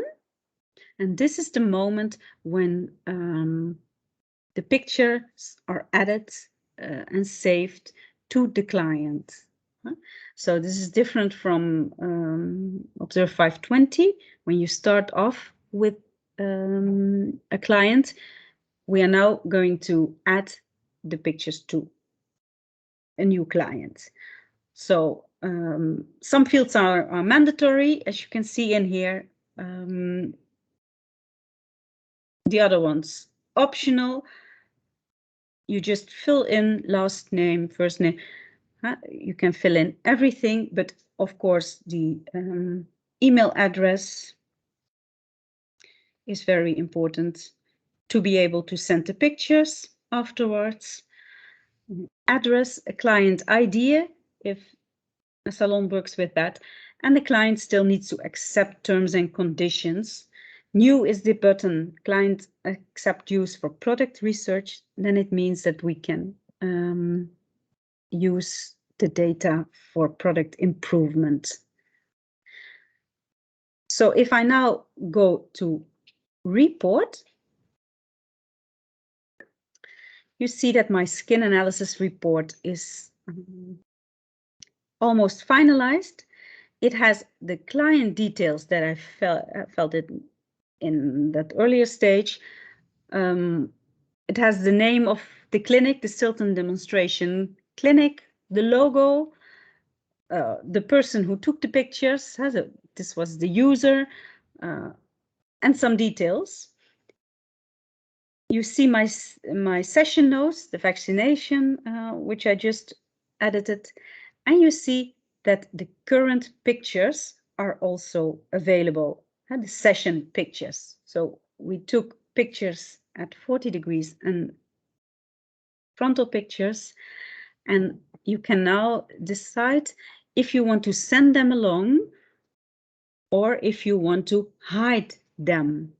If you click on that hiding button on that field, then the pictures are hid. Sometimes that is easy to do because it prevents potential clients to go to another clinic with the pictures, but you're free to do that in the way. So it entails the pictures, the concerns that we've marked, the thin, fragile looking skin, and we marked the forehead lines. We made an observation And we made some highlights, and they're all captured in the report. We've also selected some treatments, and here you are free to add still new treatments to it. I see I have a complete catalog of a skincare brand, but I can also here add an IPL to it, or select on products and filter on products. That little filter icon allows me to filter, for example, only on facial or only on injectables. And then I have my list, and that's much shorter now. I can just add to the basket what I need or what I want to advise on as home care products. So in this way, you build a complete report, skincare report for your clients, which you can now export or share via email, print, or other ways. And if you click on the other symbol, you can, for example, airdrop it or message text it. If you click on done in this at this stage, the pictures will be synchronized, will be syncing into the cloud and saved and stored there. So quickly, I will be returning to home to show you the settings menu. And then we have some time left for your questions. So as said, on the right top, you have two main folders. One folder entails all settings. The other one, the catalog. If I click on catalog, I have here my 3 catalogs: concerns, treatments, and products. And simply by adding or plussing on new products, you can add a new product. Test product. You give a short description, or it's a cream, and when to use it. Oh, daily. When in the morning and in the evening, and you can select a brand. Here we have a catalog from ZO Skin, but you can also add another brand. For example, if you also do PCA, needs to be like this.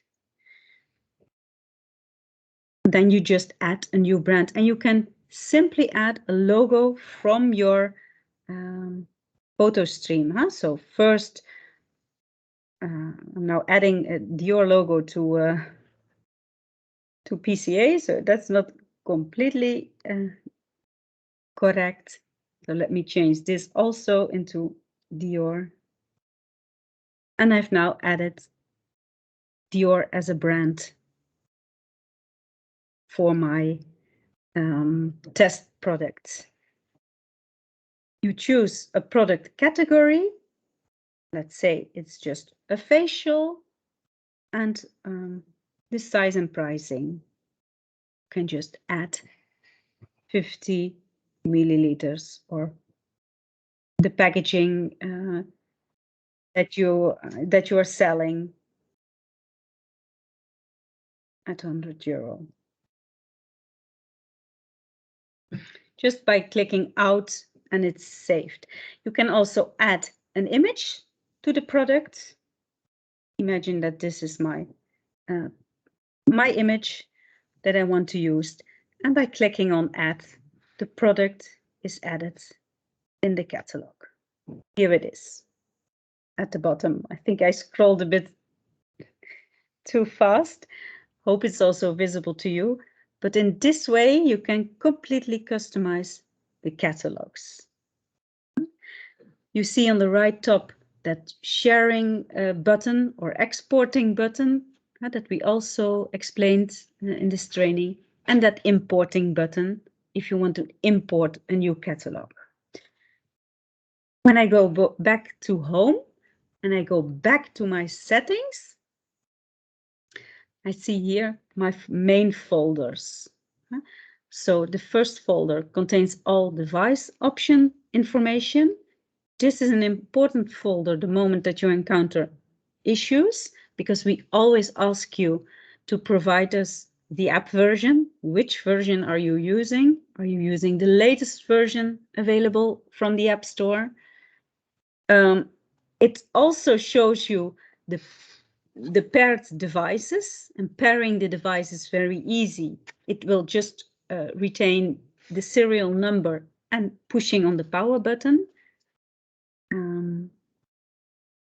That is, in fact, all for the device options. The company details, you're allowed to change them yourselves. You can still change the header if you, the email header that you will be using. Now it said it was a pleasure meeting you at AMWC. Imagine that I don't want it. It was a pleasure meeting you in our salon. You can also customize that email body and footer. Company logo, very easy. Just click on it. Save upfront the company logo in your photo stream, and that's available to you. And now it will have the company logo in all your reports. Third folder is your user profile. So here you see the information of the user with the name, email address, and title. And this is also in Manage User, the folder, the place where you can add new users to your company, to your clinic. So when you just click on Add New User, you could here add the name of your new colleague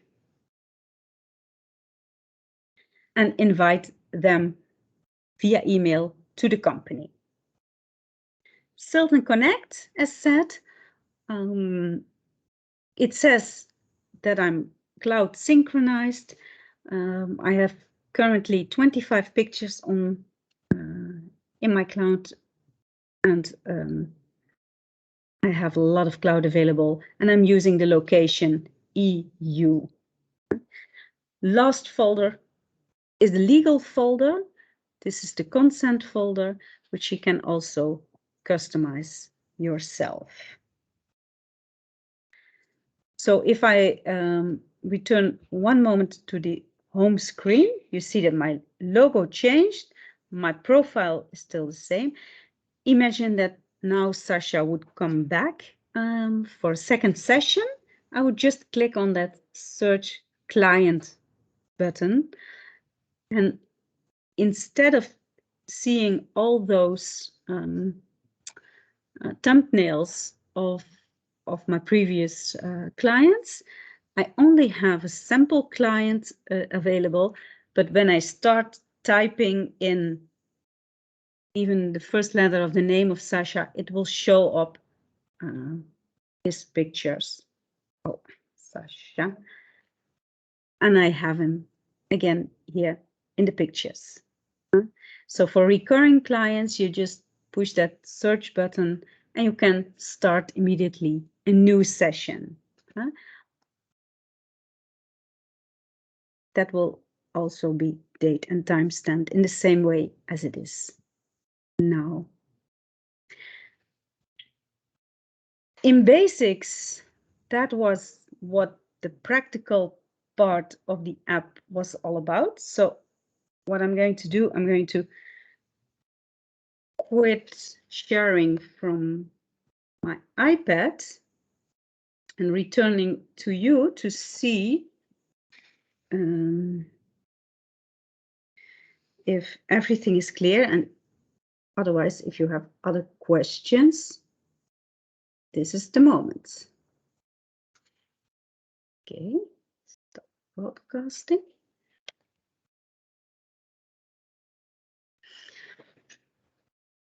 Okay. Any questions? Hello, this is Radu Cristea from Romania. I have a couple of questions, actually. I made a list. Good. So, you said that the cloud will be between €5 and €50, depending on the plan. We need more information about this because I cannot go to the client. Okay, it will be between 5 and 50. You have to trust me about this. So can you give me more information about this? I understand that that they don't have the value that they really need in terms of gigabytes. But for example, for 1 gigabyte for 1 month or per 1 year, how is the plan going to be? How the plan is going to be? The price. Good question, and we will very soon be able to give you this information. For now, it is not defined yet, and the reason for that is that it's still for 2 years of free. So we will come back to you with more explanation, also written form.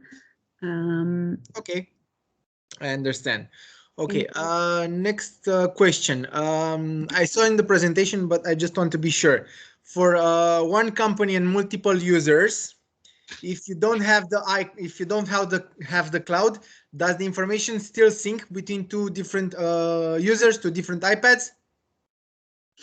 So one company, multiple users, no cloud. Can you synchronize between iPads to have the same patient on multiple iPads in the same time? If you use one company account, yes, you can. Without the cloud, without the cloud being active. Yeah, but someone needs to log out. Okay. Okay, I understand. Okay, now I understand. Yeah. Okay. I saw that you also have this thing in your iPad, in your app.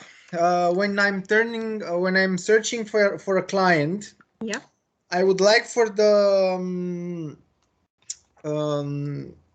1 second so I can enter the app. So when I'm search client, I would like to have all the clients listed over here, and only if I cannot find it to search for that client. Is there any option to see all the clients that are in the iPad or in the account? The reason why we didn't implement it in this way is that it's not GDPR proof. It's not compliant. Because you need to search for at least a name. I assume that the moment that you book in a consultation for Observ, that you know at least the name or a part of the name of your client. So when you start typing, it will show off. Yeah, I know. There's one little hack, because indeed we received this request from others also, and that if you just enter the little asterisk inside of the searching field, then you see all clients. But please don't focus on that. Always ask just for, you can even, if you fill in the client card completely, you can look on date of birth, on address, on client ID. So you need to search for something. You need to have something. Okay. Yeah, indeed. Okay, good. I saw that you also said in your presentation that for the 90-degree orientation, you cannot use the The point of view. Okay, the face positioning system. Okay, how do you orient the client correctly for the first time? Because the second and third time you can use the ghost. How do you orient the client correctly so they can have a true 90-degree position? Yeah. You first move the arm to the side. You turn the cup 2 times. Yeah, for the 90-degree position. And then you just make sure that the forehead is not bended too much, but it's just straight forward. And you need to give some advice, manually, just by words, by saying, okay, lift your head a bit, or tilt your head a bit. Okay. Because there's no reference point for a client. They are looking into the black light shade. For them, it's not, to be honest, not that comfortable, The 90 degrees is kind of challenging. Yeah, it's very difficult because you're entering the device from the side almost. Yeah, indeed. Yeah. And another question regarding the cloud also. If a company has multiple devices, multiple observes with one account, does the free cloud accumulate in what way? I mean, does it accumulate 300 gigabytes plus 300 gigabytes, or does it accumulate 2 years plus 2 years? If you have more than one Observ device in your clinic, you have 2 or 3 or then it adds in gigabytes or in years? In gigabytes, Okay, so it's gonna be like, say, 600 gigabytes, but for 2 years. Okay, thank you. I think this is it from me. Good, great question. Thank you very much. Thank you, Rado, for this contribution. Hi. Is there anybody else who might have some questions? Yes, please. Shosha, this is Isaac from Greece. Hi. Hello. Just thank you very much for your presentation. It was very helpful. Just want to make something clear that was a question from our previous partner. He asked you, Monique, the question, if there is no cloud subscription, if you can share the information to other iPads on the same clinic, and you answered, if you make logout, yes. But let me ask you again, if there's no subscription on cloud, I believe that the information from the cloud, the information from the iPad, where is going to be uploaded in order for another iPad in another clinic with the same account to be seen. So probably you didn't maybe understand the question. The question was, if there is no cloud subscription, if you can share the information from one iPad to the other. I believe that the answer is no, because there is no cloud to share this information. Yeah, but listen, there's one thing, and let me return to my folder of settings, to my company detail, So we have one company with one Observ, in one clinic. Imagine, we're going to imagine the situation to fully get an understanding on what the request was, So we have one clinic. It's the Sylton demonstration clinic, and it has one Observ. I can then invite, as a user, I can invite my colleague, Sasha and Anne, to this company, to this clinic. And they can log in to this clinic on the iPads. So they see then the same data as I am seeing, because they are also users.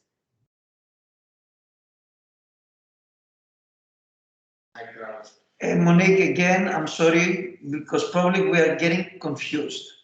We have one Observ with 3 iPads. Of course, the 2 additional iPads are being invited in from the first one. Mm-hmm. And let's assume that you take some photos from iPad number 1. Mm-hmm.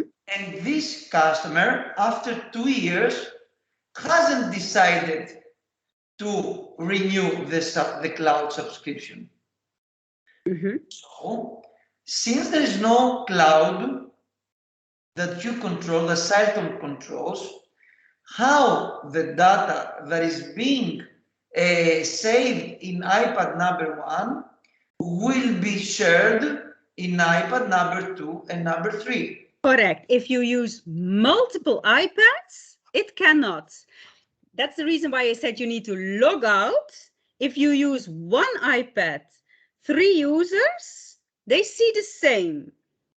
If you use 3 iPads, 1 Observ, they cannot see the same. So probably, or I didn't understand the question, or the question was different. Okay, now it was clear. It's clear? 3 iPads with no cloud subscription, there's no syncing. Indeed. Multiple users, the users can see the data because of course they are saved in the hard disk of the Observ, of the iPad, sorry. Yes, correctly. They log out, so I log out, unlogs in, and she does that on this same iPad, she can see that.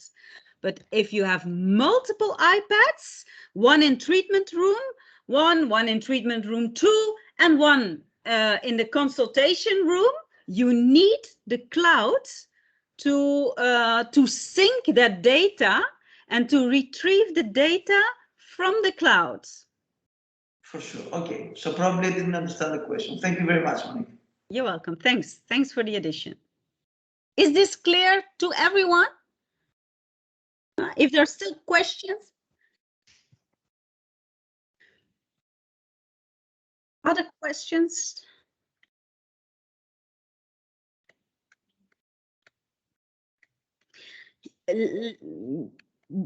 What I... Sorry? Is everybody who is who was or still is working with the 520, is it completely clear what the difference is between the 520 and the 520x besides the cloud function?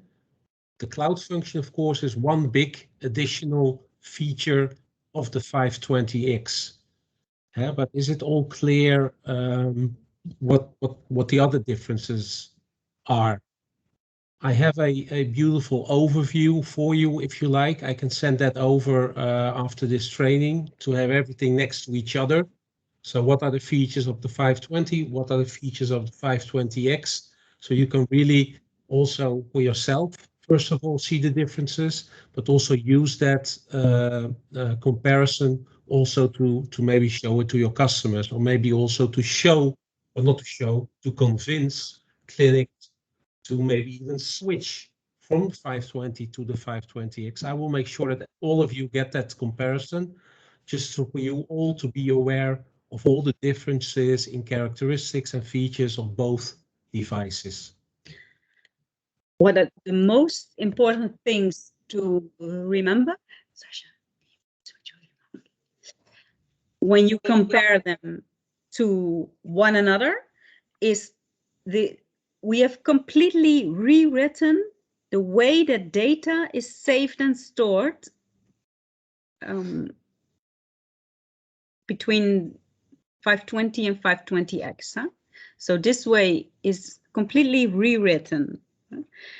The system is much quicker.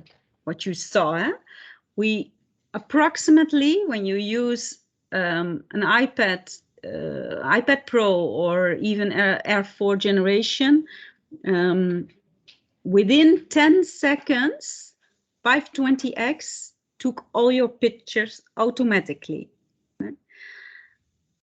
We have that beautiful face positioning system to position your client correctly within seconds. We have, and that's the most important value of 520x. We have that appearance analysis system, the lane where you distinguish texture-related elements with texture-related elements, vascularity, and pigmentation, so that you can really show the contribution of the elements to a face, which is specifically interesting for any rejuvenation treatment or beautification treatment. And the way of working, the cloud is going to be very important to you all. And the reason why we mention this specifically is that all future updates and innovations can be done via the cloud. So that's a very important thing. We keep on developing new light modes and new technologies on 520x, and we will make that available via cloud, via voucher. Your clients can buy new technology. So you probably have already also had an email of an upcoming webinar, which we will host on the 14th of December, explaining you more about our new modularity. And without diving into that topic, I would just make sure and emphasize on being there and make sure that you participate to this webinar, because it will show you how to add new functionality within the, for example, the appearance analysis, add new technology 360 light to it. So this is software where we can add to via our cloud systems to our new clients. So what we will have from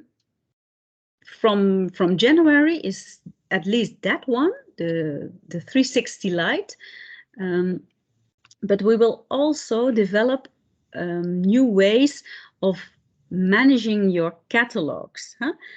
Now, for Observ 520x, you still need to manage your catalog and customize your catalog via your iPad. And especially clinics who have a huge product portfolio, many brands with many products, this is kind of challenging. It takes a lot of time. So when we introduce the catalog manager via cloud, your patients, your clients, your clinics will be able to customize and to change and manage their catalogs from a desktop, and that's far more easy.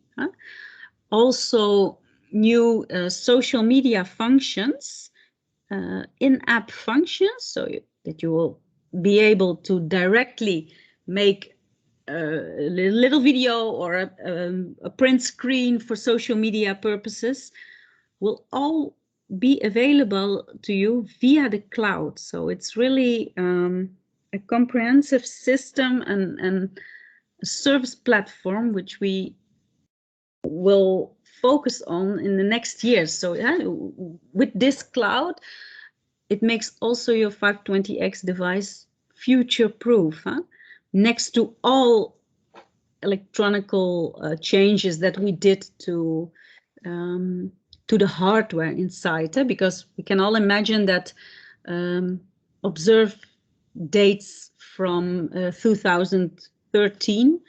The electronics and the chips that we're using and the processing board and the technology, they developed so quickly. So there was really a need for a change and to upgrade it. Any other questions? Yes, please, Monique. This is Isaac again. Can you hear me? So just just to maybe sort of summarize it a little bit shortly. Can you hear me? FMO just explained that will be presented to you more in detail on this December 14th on this webinar. You all received this invitation, and we will also shortly before that reach out to you again to make sure that you guys will be participating or joining us in that webinar, because that's very important, and you will get a very detailed information on what's going to happen next year.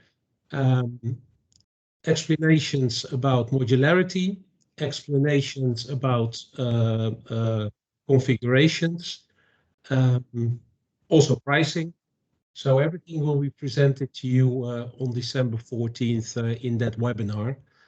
So please make sure that you or your team will join us for that webinar. It's very important. Anybody else who might have a question? Yeah, do you hear me? Sasha, Monique, do you hear me? Isaac, please move Yes, it. I see your hand. Yeah. Just one question, please, that is based on the previous question that we have for a friend partner regarding a clinic that has two Observ 520x. Is your mic muted? Because I don't hear you. No, it's not muted. Can you hear me? Can you hear me? Now I hear you, yes. Okay, probably our connection is not good. I'm sorry. So can you hear me now? But not anymore now.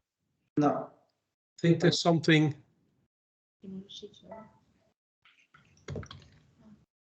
Can you hear me now, Sasha? Yes, now I can hear you. Yeah. Sorry, our problems in connection.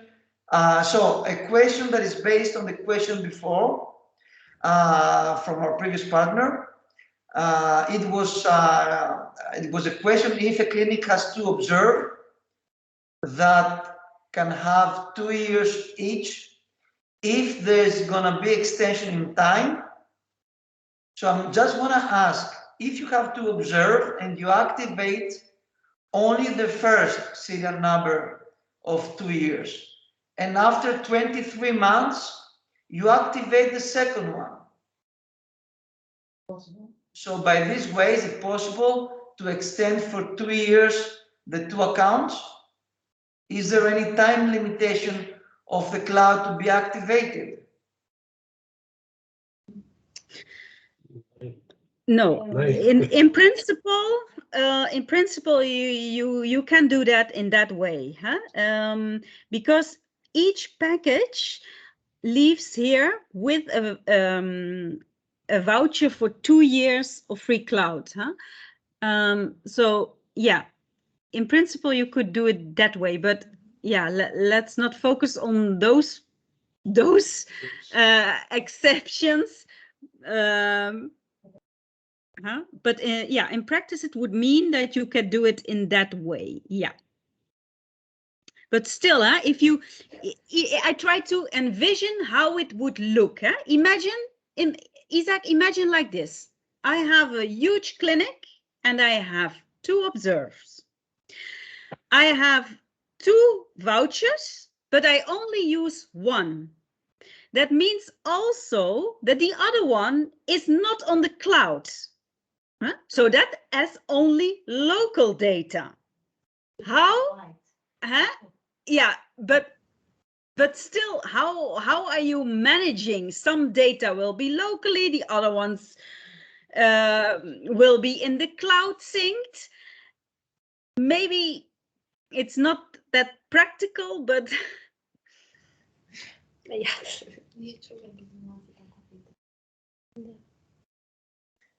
Yes, probably you're right, because the two accounts cannot be integrated as one, and you cannot mix the. It's not only that you cannot save online the information. It's later on, after the 2 years, you cannot integrate the 2 different accounts and the data of the first cloud with the data of the second cloud. Mm-hmm. Yeah. Thank you. Yeah, Monique? Yes. Thank you for all your knowledge and for the presentation. I'm happy to have you on board. So we have here the clinic that is very big, and they have a lot of different treatments they offer. Is there a limitation in the number of treatments? And inside of a treatment, is there a limitation with the letters or words? Their goal is to put as much as possible, because they send it as an offer maybe to their patients. I know that with their present machine, they have this limitation. What about Observ? As far as we know for now, there is no limitation in the treatments that you can add. I would rather consider it, think practically. Yeah? If you have a very extensive list and you need to scroll, then I'm afraid it won't be that practical anymore. And Observ is highly evaluated because it's that intuitive and it's that easy to use. It's also for your report. I saw a report of a clinic, and that report contained almost 6 pages. Imagine what this means for your patient. Is he still? Let's all try to be as direct and as simple possible, because this is what client appreciates. If he has a report of 6 pages with all kind of concerns and with all kind of products, where to start? So we prefer to focus on highlight. And I think if you appoint, if I go to a clinic and I say, okay, I have 2 concerns or 3 concerns, I think that should be the maximum. From that moment on, after the first cycle of treatments, you can maybe add new things to that. But for patients, it's not advisable to have that information, and they cannot capture and digest everything. So technically there's no limitation, but please try to be practical in what you want to communicate on. Okay. And we're just curious, what is the average price of Observ examine in the clinics, only in the clinics in Europe? I see different prices. What we see is a minimum like 50 euros. But many of the clinics incorporate this in their pricing. So they say, okay, the first time you come in, we do a skin analysis session for 1 hour, sometimes 1.5 hours. You pay 50 euros or 90 euros. But the moment that we get you on a treatment plan and you book your microdermabrasion, your laser, your treatments, or you buy products, it's redeemable, so you don't pay. So that is maybe the best way. To be honest, I believe that it is a service that any clinic should offer to his patients. Because if we go to a doctor and I say, okay, I feel something in my body, I have a pain and thing, they would also say to me, okay, let's do a scan to see what is happening. That should also be the case with our skin. Taking your patients serious and really aligning with them and with their needs and connecting them to your clinic is so essential nowadays, because we see people hopping. You don't want them to hop, patients to hop from clinic to clinic. You want to bound them. You really want them for life, clients for life. And therefore that patient first approach is critical. Okay. And how soon would you recommend doing the checkup after the first? I know it depends what you're doing, fillers, Botox, cosmetics, but would you say in 3 months or sooner or later? Good question. You do it always before you start your treatment planning. So the first time a new client enters the clinic, you start off with an analysis, and then it depends a bit on the treatment that you offer. For example, if you do like a laser treatment, maybe not the second, but the third time he comes in. Huh? So if you have a series of 6 treatments, I would suggest the first, in the middle, and at the end. Okay. But you also have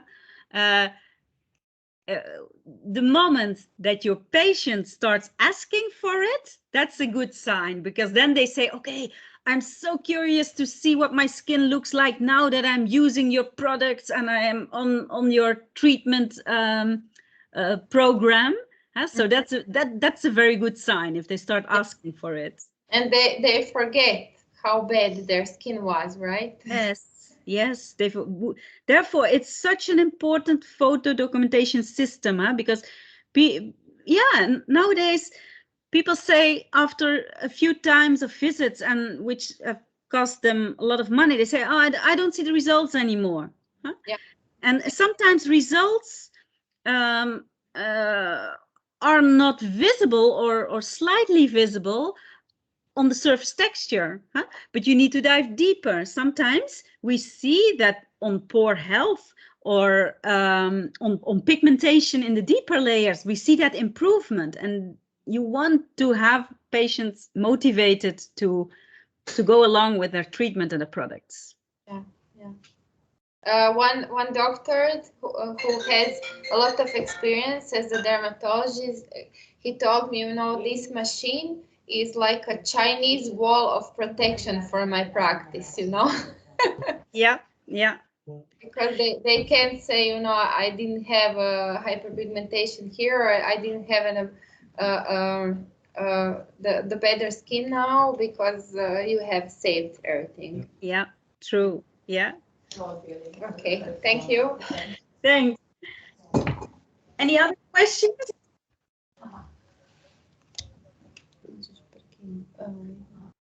If you don't have questions now, but questions pop up, feel free to drop us an email, and we will. I see we are also almost 3 hours. So I assume you all have things also to do, and maybe a bit hungry. At least I am. So feel free to drop us an email with your concerns, with your ideas, with questions, or in any case, if you need more explanation, just reach out to one of us. We're here to support you, and we will send you the presentation also with all steps and with all screens inside, how to annotate pictures, how to invite user. Everything is available to you.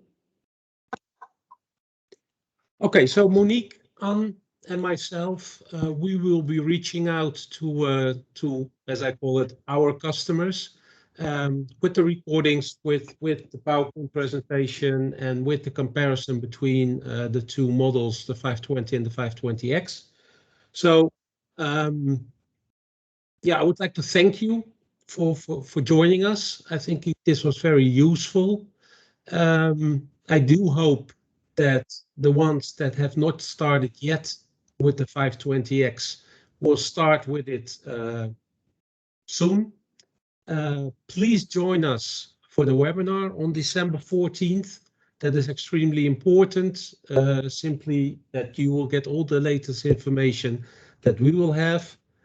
And again, thank you for your time, and I wish you good luck with selling the Observ.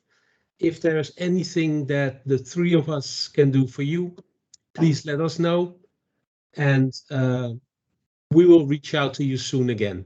Thank you very much.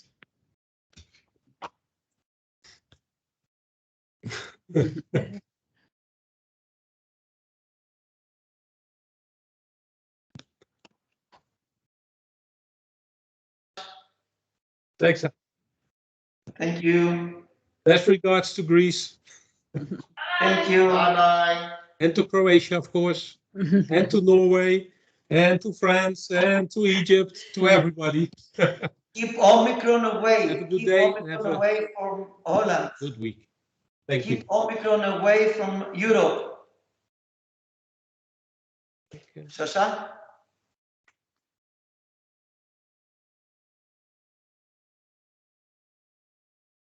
Live is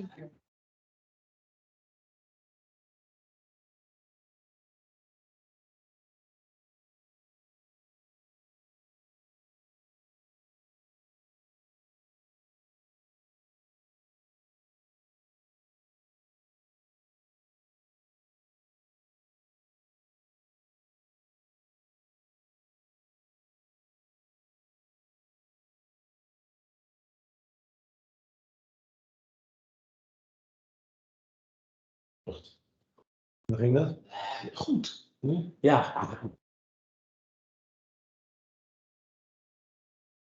Vragen. Maar ik denk wel goed. Het is meer een beetje puur uit tijdbesparingsoogpunt.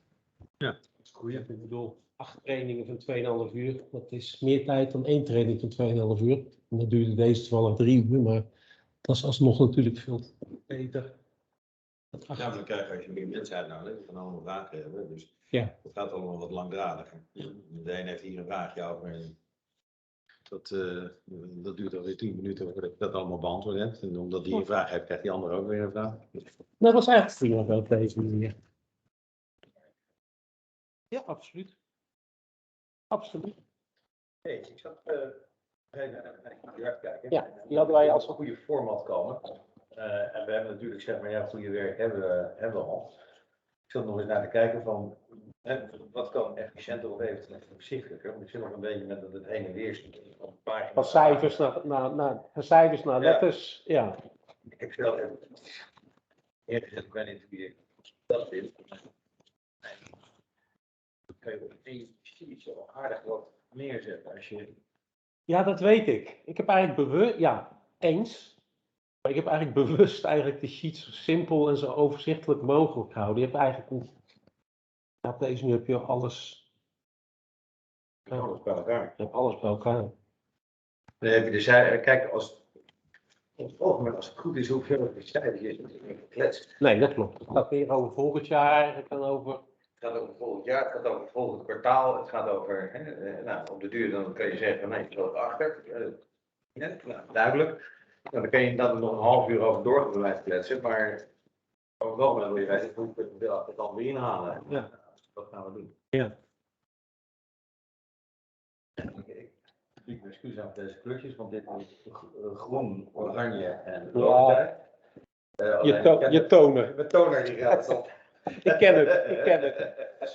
Als er kinderen hele boekwerk hebben uitgeprint op de printer thuis, weet je, en ze denken de kleur groen is op. En dan hebben ze hele tekeningen lopen uitprinten. Ja. Maar ze hebben het nooit gedaan, hè? Nee, maar Mark had die voetbalkaart ook echt nodig. Ja, dat was heel belangrijk. Ja. Dus... Mag ik hierop schrijven? Ja. Tuurlijk. Dus met andere woorden, als je nou op die manier doet, dan kan je cijfers, een gedeelte dat is door ons in te vullen, een gedeelte is door de distributeur in te vullen. En want wij weten niet hoeveel hij op voorraad heeft, dus dat moet je dan inderdaad bij iedere QBR moet je dat vertellen, of je kan dat gezamenlijk doen. Ja. En je kan dan ook verder gaan met een x-aantal andere dingen die gewoon in een plan staan. En dan kun je gewoon zeggen, gedaan, niet gedaan. Of het is de status daarvan. Ja. Ik heb een verschil gemaakt tussen inderdaad zeggen forecast distributor, forecast Sylton. Of sales Sylton, forecast Sylton, Sylton distributor. Want de distributor heeft misschien andere cijfers, maar er zit die voorraadmutatie tussen.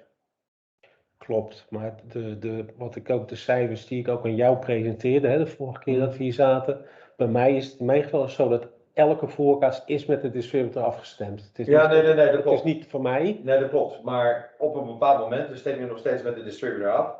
Maar dan zeg je van oké, ik noem wat, je hebt nu 20 stuks op voorraad. Je gaat in het komende kwartaal de 60 verkopen. Dus met andere woorden, normaliter zou je er dan weer 60 moeten bijbestellen, of wat dan ook. Maar het kan ook zo zijn dat je zegt, ja, die 20 is eigenlijk te veel. Ik bestel liever een keer van 10. Dus dan gaat het er maar 50 worden wat je gaat kopen in het volgende kwartaal. Ja. Daar heb je net nieuw bijgekregen en in principe wil hij gewoon zijn gemiddelde voorraad op 10 houden. Ja. Nou, dan heb je wat dat betreft een kleine aanpassingsmogelijkheid. Hè. Ja. Dat kan natuurlijk nooit heel...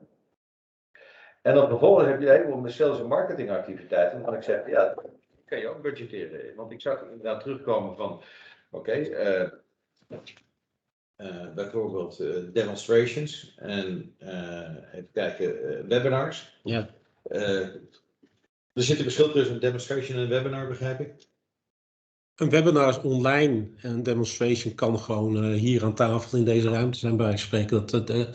Veel sales reps die, een voorbeeldje om te noemen, de nieuwe Engelse distributeur, die hebben 14 sales reps. Ja. Dus hebben ze bij ons samen met ons een demo unit beschikbaar gesteld aan elke sales rep. Dus elke sales rep heeft achter in de auto een Observ liggen. En die bezoeken klanten en die gaan daar demonstraties ter plaatse doen. We kunnen doen zoals wij net deden, online een live demonstratie geven voor mensen die in die webinar zitten. Maar de sales reps over het algemeen, het is altijd wel waar ik een beetje naartoe neig, is ervoor te zorgen dat elke sales rep gewoon zijn ding in de auto hebt liggen. Uiteraard. En meestal zeggen we dan, nou goed, dan krijg je van mij nog een keer een x-percentage korting op je inkoopprijs. Om daar ook onze marketingbijdrage te leveren aan hun marketingplan eigenlijk. Ja, we hebben nu net bijvoorbeeld... Technisch gezien zitten we zo goed. Ik bedoel, als wij, laten we eerlijk eerlijk zijn. Kijk, als wij dat ding verkopen voor €4.000 en we zeggen nu, weet je wat, je krijgt van mij 50% korting, verkopen hem voor 2.000, dan nog is dat een hele mooie bijdrage van ons aan hun. En voor ons heeft het veel waarde. Ja. Snap je? Dat is Dus, ook het voordat zij denken dat 2000 daadwerkelijk een Daarom. kostprijs is. Daarom. En daarom heb je, jij kent die oudere contracten die er ook niet waren met Revidem bijvoorbeeld. In het eerste jaar, dit jaar, toen ik erbij kwam, had Revidem in het begin 26 gratis Observs gehad.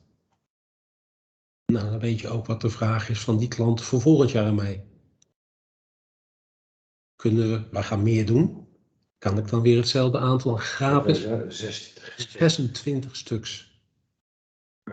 Dat is door een oude CEO afgesproken. En snap je, ik ben nu die plannen bezig voor volgend jaar natuurlijk. Dus ik zeg, dat gaan we niet doen. Ik zeg, ik ga je helpen en wees niet bang. En ze hebben nu een hele mooie samen. Nee, ik zit wat dat betreft, ik zou me inzetten niet op die gratis producten. Nee, dat ga ik ook niet doen. Ik heb nu ook gezegd, weet je wat, ze gaan nu een samenwerking beginnen met een academie, dat heet Baga. Dat is een trainingsacademie voor cosmeticerinnen. Dus als je in de opleiding bent, dan ga je daar je vak leren. Nou, die hebben 5 academies en die wilden graag, onze distributeur wilde graag daar 2 Observs neerzetten. Per academie? Per academie, dus zijn er 10. Nou, dat vind ik de moeite waard. Heb ik tegen ze. Ja, ik ook, tuurlijk. Heb ik tegen ze. Weet je wat, dan krijg je van mij voor die 10 stuks, krijg je 50% korting op je bestaande prijs. En ik geloof binnen het uur, dankjewel, doen we. In plaats van 26 van die gratis dingen. Dat gaat er nergens meer over. Nee, dat klopt. Snap je? Maar dat soort initiatieven om bijvoorbeeld zo'n academie te helpen, en uiteindelijk onszelf te helpen, ja, dat is natuurlijk perfect. Ja. En dat kun je mooi ook in dat marketingplan verwerken. Hè? Of dat nou een bijdrage is, wat we hebben in Polen bijvoorbeeld gedaan. Onze distributeur heeft 3 key opinion leaders. Dat zijn alle 3 dermatologen. En die hebben geloof ik 10, 20, 30, ik geloof één zelfs 60.000 volgers. En die zijn gewoon ook in hun presentaties online, maar ook 2 van hen zijn ook professor op een universiteit. Ja. En die geven daar trainingen. Dermatologie. Ja, maar perfect. Nou, dan heb ik tegen die distributeur ook gezegd, weet je wat, dan delen we daar de kosten. Geef jij 3 van die dingen aan die mensen, ik krijg even maar 50% korting. Distributeur blij. Ja. En voor ons is dat uiteindelijk voor de toekomst super. 50, 75%. Ja, en als het nog kost het geen geld. Kijk, dan kun je zeggen, onze marge is goed. Dan kun je zeggen, zo'n apparaatje kost maar een, weet ik wat om te maken. Nogmaals, 26 van die dingen, dat gaat helemaal nergens over. Nee, dat gaat nergens over. Het is totaal niet in verhouding. Geef het signaal, eerlijk zijn. Ja, en je weet, kun je ook een beetje voorstellen wat voor discussie ik heb gehad over volgend jaar met ze. Ze gaan eigenlijk vanuit, ja, we gaan er nu geen 150 doen, we gaan er volgend jaar 220 doen. Ja. Dus we krijgen 33. Bij wijze van spreken. Maar dit is op zich goed, want dit is denk ik ook mooi want ik ben nu, dus die QBR's die ik heb gehad, die ben ik nu toevallig ook in hetzelfde formaat aan het bevestigen naar ze toe. Ja. Ik heb bepaalde informatie, dingen die ik op toe heb gezegd in die QBR, die heb ik uiteraard al toegestuurd, direct daarna. Maar daar zijn dit ook mooi. Als we het hebben over de cijfertjes, als ik heel eerlijk ben, vind ik het een no-brainer om dat gewoon op één pagina te zetten. En dat is gewoon bij wijze van spreken één sheet figures en dit is er. Ja. En dan vervolgens, dan heb je je sales en marketing activiteiten. Ja. Nou, waar we naartoe willen is dat wij, zeg maar, een marketingplan hebben met onze belangrijkste klanten. Kijk nogmaals, QBR's doen we niet met C-klant, tier C, landelijke klanten. Maar ook geen tier B's. Sommige misschien. Sommige tier B's. Om wat voor reden dan? Misschien omdat ze in een tier A land zitten. Ja. Bijvoorbeeld met Italië wil je wel degelijk een QBR doen. Vanwege de tijd. Plan trouwens van ze gehad. Wel aan. Dat, Ze hebben in ieder geval de eerste stap gezet. Ze doen er dit jaar 18. Dus we hebben natuurlijk, toen we er zaten, hebben we natuurlijk gezegd, nou ik ga eigenlijk voor jou, die moeten wel 10 per maand kunnen doen, 120. Maar ze zijn nu teruggekomen op een plan van 50. Nou, dan maak je toch een mooie sprong, denk ik. Kun je alsnog zeggen, dat is niet genoeg voor zo'n land, maar... Nee, maar je moet ze zien als starter. Op het moment dat iemand begint, kijk, ik weet niet wat, want het wordt altijd met Skinno vergeleken. Wat deed Skinno in het eerste jaar? Ja, die hebben er ook minder gedaan, natuurlijk. Maar goed, die zullen misschien ook begonnen zijn met 30 stuks of zo, of met 40 stuks. Eén ding moet je natuurlijk niet vergeten. Kijk, we doen al 2 of 3 jaar zaken met de Italianen. En Skinno is natuurlijk binnen die 3 jaar wel naar die van die 20 toe gaan. Nee, klopt. Dus maar goed, we gaan het nu anders doen. Maar we gaan het nu anders doen. Nou, dat voelen ze. En kijk, je ziet gelijk de response. Ze komen met een plan en dergelijke. Dit had je anders nooit gehad. Als je dit is prima. En dit was precies ook de intentie van het bezoek aan hun. En ze zijn ook in dat plan komen ook zelf terug dat ze demo-units willen gaan inzetten voor hun sales reps. Nou, ze hebben 9 sales reps. Ze hadden 2 demo-units. Wat deden ze dan? Als iemand uit Milaan dat ding nodig had, maar dat ding lag in Sicilië, dan werd hij van Sicilië naar Milaan gestuurd en dan ging hij op en neer. Dan zei ze, ja, hij is al een beetje beschadigd. Ja, dat snap ik. Dus nu is het plan ook om het hun te zeggen, we gaan 9 demo-units, we gaan er 7 bij zetten. Nou, dan moet Anne ook even een deal met ze uitwerken. Want dan ga je ergens over, dan wil je iets ook. Ja, snap je iets aan? Ja, en als die mensen zeggen, ja, we doen 2 demo's per maand totaal, met 9 sales reps. Ja. Ja, maar dat komt ook doordat ze niet bij zich hebben. Nee. Dat komt ook omdat ze geen training gehad hebben. Dat komt ook omdat ze zich waarschijnlijk helemaal niet comfortabel voelen om dat ding te verkopen, omdat ze er geen klote van af weten. Kan. Dus en het komt ook, en dat is misschien nog belangrijker, ze zijn niet achter hun kloot aangezeten al die 3 jaar. Kijk, als niemand het bijhoudt, en de insteek is nu ook natuurlijk om daar gewoon, ergens begin volgend jaar nog een keertje. Dus dat komt goed.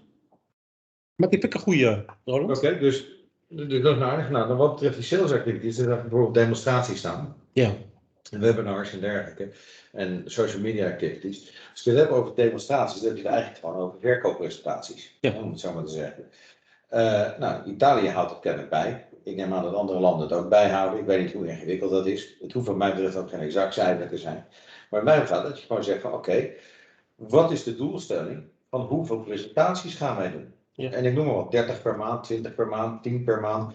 Misschien is 10 veel te weinig, misschien is 10 te veel al, of misschien is 10 precies goed. Maakt mij niet uit. Maar op het moment dat je daar een doelstelling bij gaat zetten, en ook bijvoorbeeld bij de Italianen, als we die nou als het voorbeeld nemen, van jullie doen er zoveel per maand, of wat was het, 2 per week hè? 2 per maand. Of 2 per maand. Ja, niet per persoon hè, maar 2 totaal. Oké. Nou, dan is de doelstelling daar, we gaan inderdaad zeg maar naar 20 per maand. Ieder doet er maar, ze doen er maar met z'n allen, of 18 per maand, iedereen doet er maar 2 per maand. In Turkije is het zo, dat weet ik toevallig, daar heb ik het net met zo over gehad, is elke sales rep verplicht om 1 demonstratie per week te doen. Dus dat is 4 per maand. Ja, gemiddeld. Nou, hij moet er 4 per maand doen. En het is zelfs zo in Turkije, misschien is dat een beetje Turks, dat weet ik niet. Als hij het niet haalt, wordt hij gekort op bonus of weet ik wat. Ja. Oké, nou wat dat betreft mooi. Maar dat soort dingen, dus dat soort afspraken zou je kunnen maken. En dat is inderdaad waar je naartoe wil. Dan ga je daar gewoon in zetten van oké, dit is de doelstelling. Is het gewoon van zeg het maar. En het gaat dan op goed vertrouwen. Dan neem ik maar aan dat als zij zeggen van oké, we hebben er 80 gedaan. Dat ze er ook inderdaad 80 gedaan hebben. Maar op de duur wat je gaat zien, er zal ongetwijfeld een bepaalde verhouding zijn. Dat zegt Skinner ook. Er is gewoon een bepaalde verhouding tussen het aantal presentaties wat je doet. En het aantal verkopen. En het aantal verkopen wat je krijgt. Absoluut. Dus laten we zeggen dat de gemiddelde conversiepercentage is van 25%. Zoals zij zegt 80. We hebben de afgelopen maand er 80 gedaan.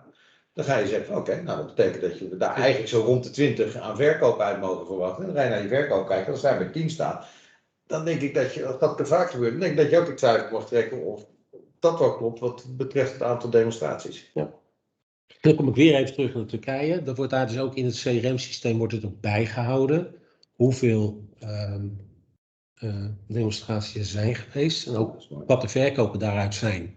En terwijl hij dat aan mij presenteerde, toen ik een paar weken geleden bij hem was. Toen kwam hij er eigenlijk bij een aantal sales reps op achter. Die hebben best wel veel demonstraties gedaan, maar die hebben niks verkocht. Ja, komt die achter, hè? Dat zei ik ook tegen Osman. Ik zeg, Osman, het is dan wel iets wat je ook moet bijhouden. Dat is het voordeel van zo'n business sheet, dan worden ze daar gewoon even met. Ja, dat vind ik een goeie. Dus met andere woorden, je kan dat soort dingen kwantificeren, webinars, demonstraties, social media activities, tot op zekere hoogte zijn bepaalde dingen van je hebt het wel of je hebt het niet gedaan. Ik heb daar gewoon even 2 beurzen erbij gezet, ik weet niet of het überhaupt relevant is, maar 2 beurzen die ik in Duitsland tegenkwam erbij gezet voor januari en maart. Stel dat dat in het plan staat, nou, dan zeg je van oké, prima. Dan betekent het dat we alleen kijken, heb je daar gestaan? Ja. Dan kan je vervolgens in de QBR zeggen, hoe is het gegaan, hoeveel leads, hoeveel dit, hoeveel dat. Ja. Goeie. Dus met andere woorden, zo kan je dat bijhouden. Als ze zeggen, nou we gaan 12 advertenties plaatsen iedere maand in een of ander, dat kan je dat er gewoon bij zetten. Ja, goeie. Als we het hebben over sales opportunities, dan staat er which change, heel belangrijk, inderdaad, van wat zijn mijn klanten, wat zijn mijn doelstellingen voor de segmenten, voor de klanten, voor de ketens en al dat soort zaken. Dan op de duur kan je daar ook weer afspraken over maken. Maar dat zijn allemaal weer van die dingen, dat begint, zeg maar, nu moet je het inderdaad een beetje los vast bijhouden.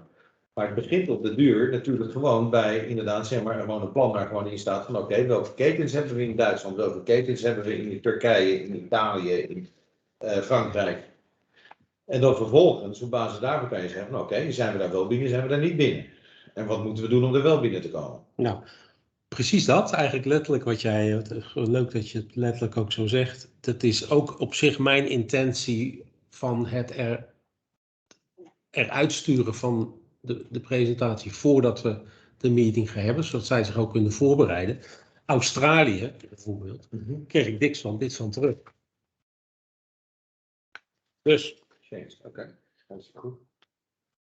Kijk, dit zijn dan de ketens waar ze mee werken. Dus ze hebben op dit moment 126. Oh, dat is 110, ook aardig. Dat zijn juist over de jaren heen, hè? Dus niet dit over de jaren. Ja. Ze hebben 126 waar ze mee 126 apparaten verkocht. Maar kijk eens wat er potentie. Laser Clinics Australia. Dit zijn dus. Het is de grootste. De Sylton staat hier niet bij, dus dat hebben we goed bescheiden gehouden. Oké. Ja. Dus daar heb je nog in naar 397 gegaan. En het zijn alleen nog maar, dit zijn alleen nog maar de ketens, hè? Ja, En dan heb je ook nog de individuele verkoop. tuurlijk. Wat betreft die ketens, ja, daar kan je eens een keer een corporate deal van maken. Ja, dat is uiteindelijk ook de bedoeling natuurlijk. Een heel grappig iets, hè? Als je onderin het onderste gedeelte van de lijst kijkt, dan zie je Brazilian.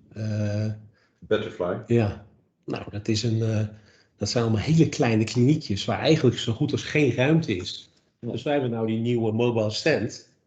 Dus die liet ik ook, daar hadden we het ook over. Nou ja, we gaan nu 10 van die dingen laten invliegen. Dus dan zei ik ook tegen hem, weet je wat Kane, zorg hiervoor dat jij er ook al één krijgt. Ja. En dan kun je mee naar die Brazilian Butterfly toe. Dan kun je even ruimtebesparend ook. Maar dit is perfect, want dit overzichtje, Tuurlijk. dat is ook weer iets wat je op de duur, zeg maar, weer gewoon in een lijstje zet. En dan kan je inderdaad, en daar kan je ook weer doelstellingen op zetten. Nou, dan kijk je nog even. Van hoeveel hebben we er verkocht, hoeveel hebben we er nog niet verkocht. Marketingcampagnes, kijk, Dat is ook Australië. dit krijg je dan uitgewerkt terug. Ja, nou, dat is fantastisch. Want ik heb dat gewoon als huiswerk aan hun gegeven voordat we de meeting hadden. Dat ze het daar niet ter plaatse moesten gaan bedenken, maar dat ze erover nagedacht hadden. En dat ze mij ook informeren erover. Snap je? Want als ik hier, deze gegevens, die hebben we niet. Snap je? Nee. Dus daar moet je... Nee, maar kijk, dat gaat de QBR ook ergens over. Natuurlijk, hier dat ook. Nee, wacht even, we hebben gezien dat jullie naar die expo zijn geweest. Reach, toen kwamen 10.000 mensen kennelijk in die Beauty Expo op 23 maart. Hoe is het resultaat geweest? Dat is de voorlopige planning voor volgend jaar. Kijk, daar kun je wat mee. En dat is ook de bedoeling van die QBR. Ja, nee, die snap ik. Ja, toch? Die is allemaal hetzelfde. Maar dat is dan eventjes in detail de dingetjes die hij heeft voorbereid. En hij heeft inderdaad de prijspoint van de concurrenten. Marine AI. Ja. Dat is een concurrent, die kende ik nog niet. Waar komt die vandaan? Marine AI? Dan denk ik eerlijk gezegd dat het iets van Koreaans of iets dergelijks is. Nee, Spectrum of Chinees. Oh, nou ja. De prijspunten ook. Ja, zo 1000, 2000, 3000 kost dan... Dat is 7500 Aussie dollars waarschijnlijk. Ja. Snap je, dit zijn de dingen die ik dan graag op voorhand terug wil hebben van ze. Dat is dus wel wat ik tegen jou wil hebben, als ik heel eerlijk ben. Nee, sorry. Dat heb ik niet. Voorhand in een plan wil hebben. Ja, En dan ga je vervolgens dat gewoon, bij de QBR's ga je dat gewoon iedere keer. En daarvoor had ik dan dat dingetje daaronder met sales en marketing. Ja, die staat er gewoon in en dan kan je gewoon zeggen van wel, niet, wel, niet. Dit kan ik gewoon hier invoeren in dat overzichtje en dan even aan jongens, wat hebben jullie gedaan? Heb je het gedaan? Wat is het resultaat geweest? En dit hebben ze niet op voorhand naar mij toegestuurd. Dit hebben ze voorbereid en in de QBR zeg maar gepresenteerd. Ja. Een ander dingetje is de sales out bijvoorbeeld, hè, wat jij altijd nou ja, dan krijg je dit soort overzichten.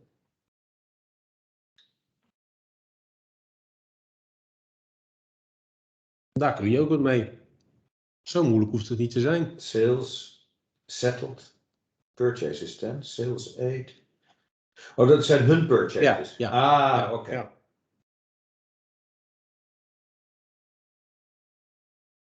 Forecast 50, 40, 40, 40. Oké.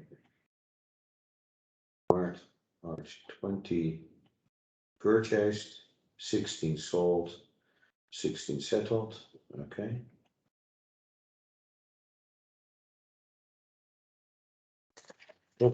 Ja, toch? En dan kan je, nou goed, dan hetzelfde vraagje. Wat is je huidige voorraad?